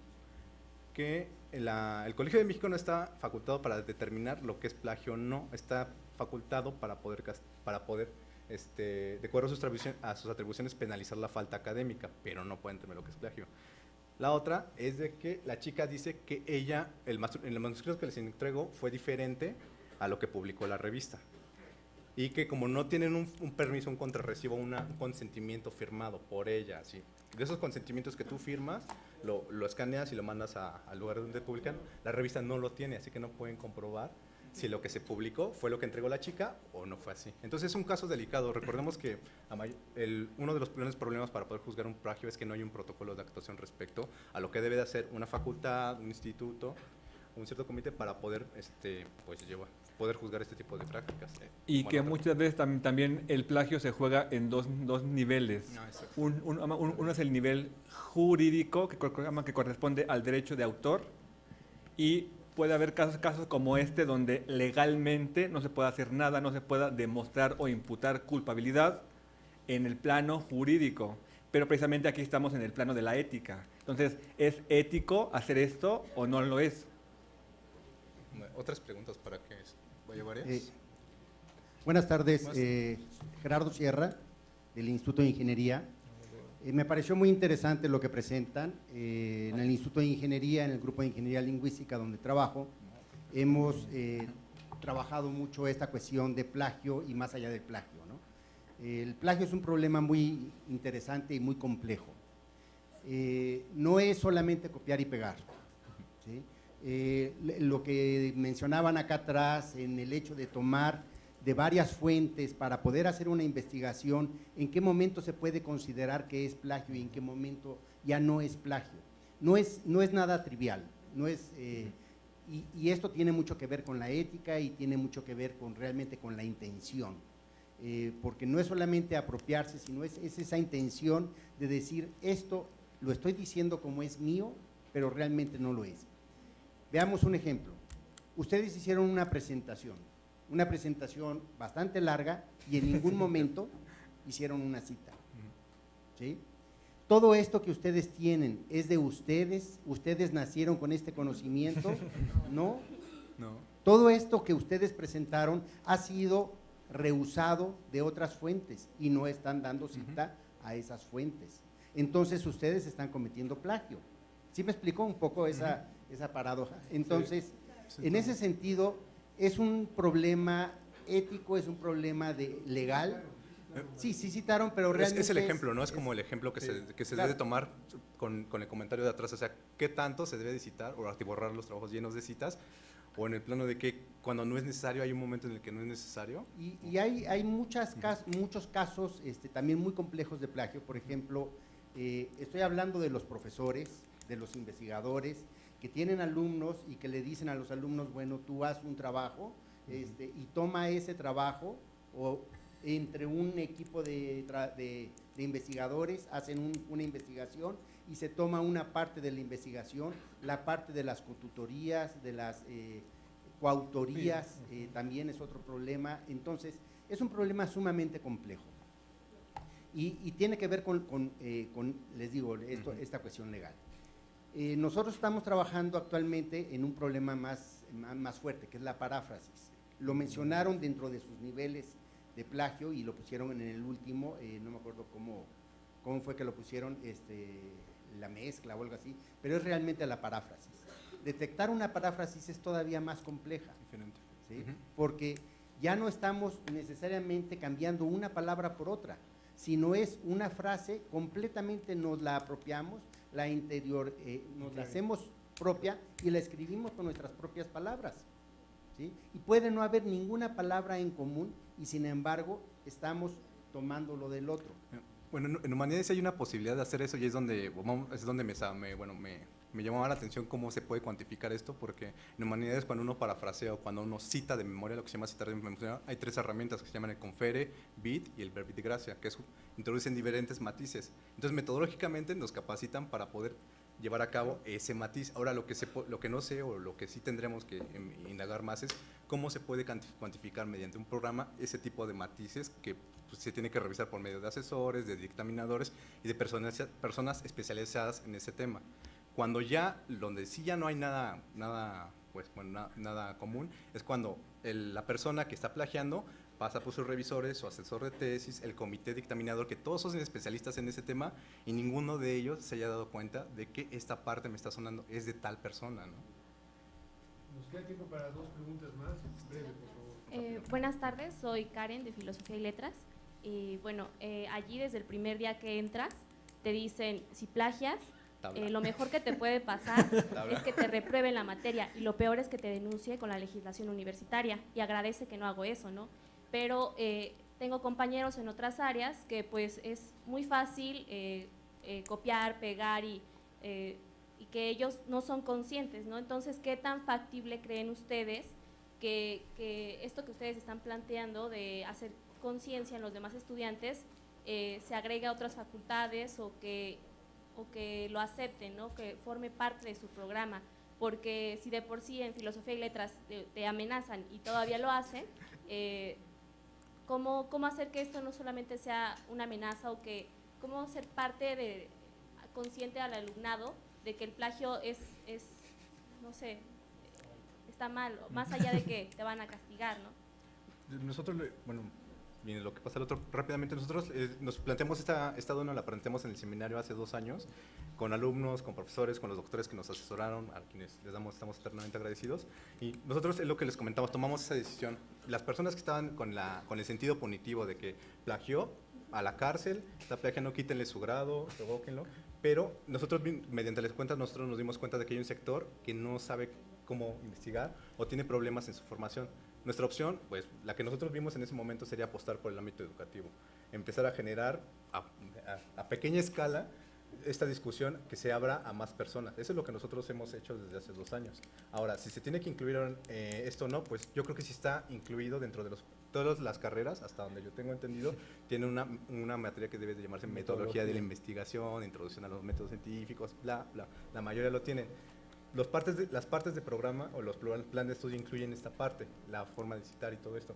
La idea es de que, es la responsabilidad o ese etos de la universidad en el que el profesor debe de guardar un vínculo comunicativo con los estudiantes continuo. ¿La que sigue o...? Sí, rápidamente, Francisco de Salazar, ingeniero. Yo tengo 2 hijos que estudian comunicación y les decían derecho de autor, derecho de autor. 2 de ellos los dos, uno con Televisa ha querido meter algún programa, otro en la cuestión canales de radio, y es decir, tráeme tu trabajo y en 30 días te damos la idea. Eso es plagiar. Entonces, adiós. Entonces, de ahí viene un plagio. Ahora, esa es otra. Yo trabajé siempre para Ford Motor Company. ¿Ustedes se dan cuenta que todos los coches de todas las marcas son iguales? Pregúntense el por qué. Entonces, es un plagio entre ingenieros. El plagio de diseño, como lo que mencionamos de Dieter Es Rams, diseño, ¿no? es ingeniería. Dictaminar un plagio en diseño es muy difícil, es dificilísimo, pero por ejemplo en la empresa automotriz, por ejemplo, hay demandas millonarias en las que se tienen que, o sea, contratan a profesionales, o sea, profesionales lingüistas, en análisis de imagen, análisis de diseño, para dictaminar si es un plagio o no. Eso es un proceso que tarda años. Pero Así lo que es. tenemos conscientes es de que existen en todos los ámbitos, no hay un ámbito hasta el momento de la vida académica en la que esté libre del plagio. Gracias. ¿Otra? Hola, muy buenas tardes. Soy egresada aquí de la UNAM, soy de biología, pero trabajo en el Fondo de Cultura Económica en el concurso Leamos la Ciencia para Todos. Este concurso tiene más de 28 años que se fundó y es un concurso de lectoescritura científica precisamente para chicos de nivel secundaria, bachilleratos y primeros semestres de la facultad. Lo que enfatizamos en este concurso es de que precisamente los chicos lean un libro a un autor. Tenemos autores que son del 80% que escriben para la colección, que son de la UNAM, el 20% son de otras instituciones. Entonces les decimos a los chicos que tienen que leer primero el libro y luego enfrentarse a escribir acerca del libro y del tema. Entonces, finalmente, para que el chico gane este concurso, lo que hacemos es someterlo a diferentes tipos de pruebas, entre ellos el plagio, que es el más importante. Antes, cuando se llegaban los trabajos a mano, cuando no teníamos estas herramientas cibernéticas, entonces era muy complicado. El que detectaba el plagio al final, porque ya el que decidía que si realmente el trabajo merecía un premio era el autor del libro. Entonces, el autor es el que me decía, como que me suena que escribe muy bien y como que escribe como que yo lo que hice. Entonces, ahí es donde nos detectábamos que estaba algo mal y ya con las herramientas que tenemos, nosotros lo que hacemos es someterlo al plagio. Precisamente googleamos el trabajo del chico, frase por frase, y también nosotros tenemos una serie de parámetros en donde decimos cuánto se debe permitir que el chico pueda parafrasear, que sean que tome la idea del autor o que de plano sí tome un parrafito. Entonces ahí es donde nosotros también estamos tomando nuestros estándares hasta ya ver que son unipárrafos, 20 páginas, y ahí es donde ya decimos ya de plano pues este trabajo no pasa, porque finalmente como van a ser chicos que van a ganar un premio, también es la credibilidad de nosotros como institución, primero del fondo y luego hacia el autor, de decir, bueno, pues no vamos a plagiar bueno, más bien no vamos a darle un premio a un trabajo en el que se plagió 20 páginas o un capítulo completo del libro. Entonces, sí es muy delicado y tenemos que hacerla de detectives, a veces nos tardamos bastante tiempo en revisar los trabajos. Okay. Entonces nosotros vivimos día a día en cada concurso lo que es el plagio.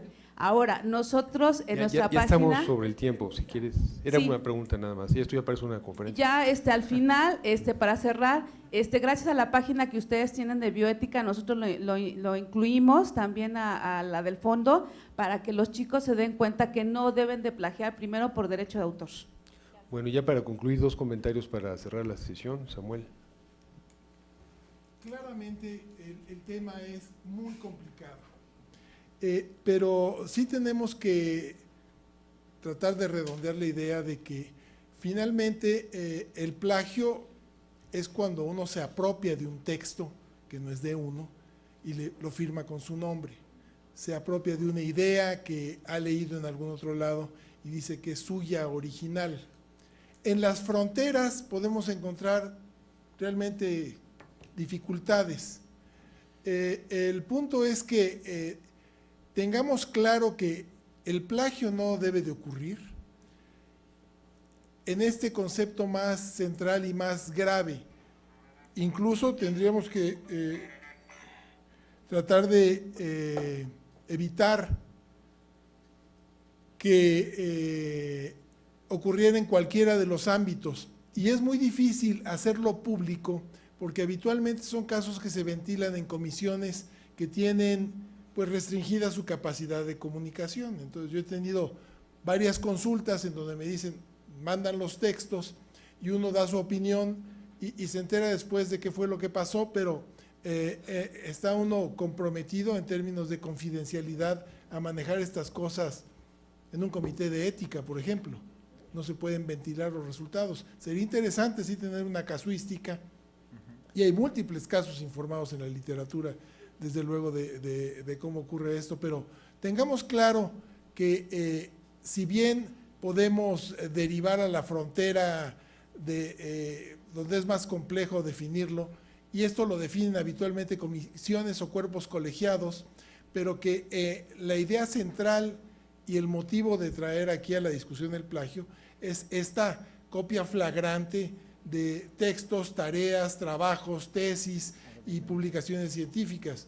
El caso más extremo que yo he conocido es de alguien que le habían pedido un trabajo, que lo enviaron a una revista y se le olvidó, etcétera, lo que fuera, pasaron los meses, cuando ya tenía que entregar el trabajo, lo que se le ocurrió es ir a buscar un trabajo con el mismo título, y cambió simple y sencillamente los autores, era el mismo trabajo, y eventualmente los autores originales se dieron cuenta, y eso ocurrió aquí en México, en la Facultad de Medicina.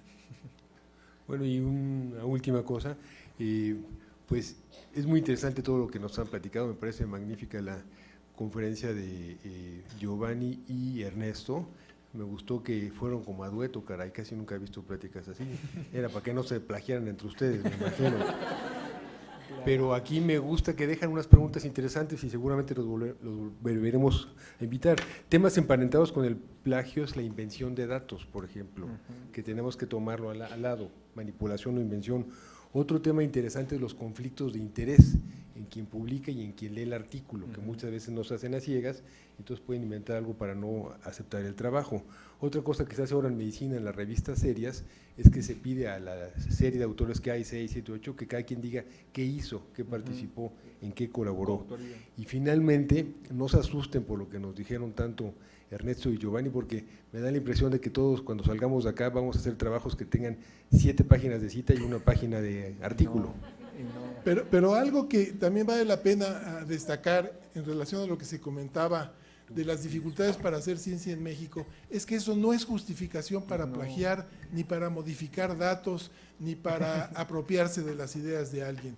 Porque efectivamente uno oye de repente en los laboratorios que pues se ayuda un poco cuchareando los datos porque no tengo todas las facilidades que hay en el extranjero. Eso no es justificación para nada.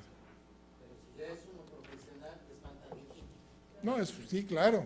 Bueno, les agradecemos mucho que nos acompañaran. Los esperamos en la próxima sesión, que es el 16 de marzo, jueves igual, mismo lugar, a las 4 de la tarde, con el doctor Alberto Lifshitz, que nos va a hablar de la nueva clínica. Y bueno, se pueden registrar afuera, están.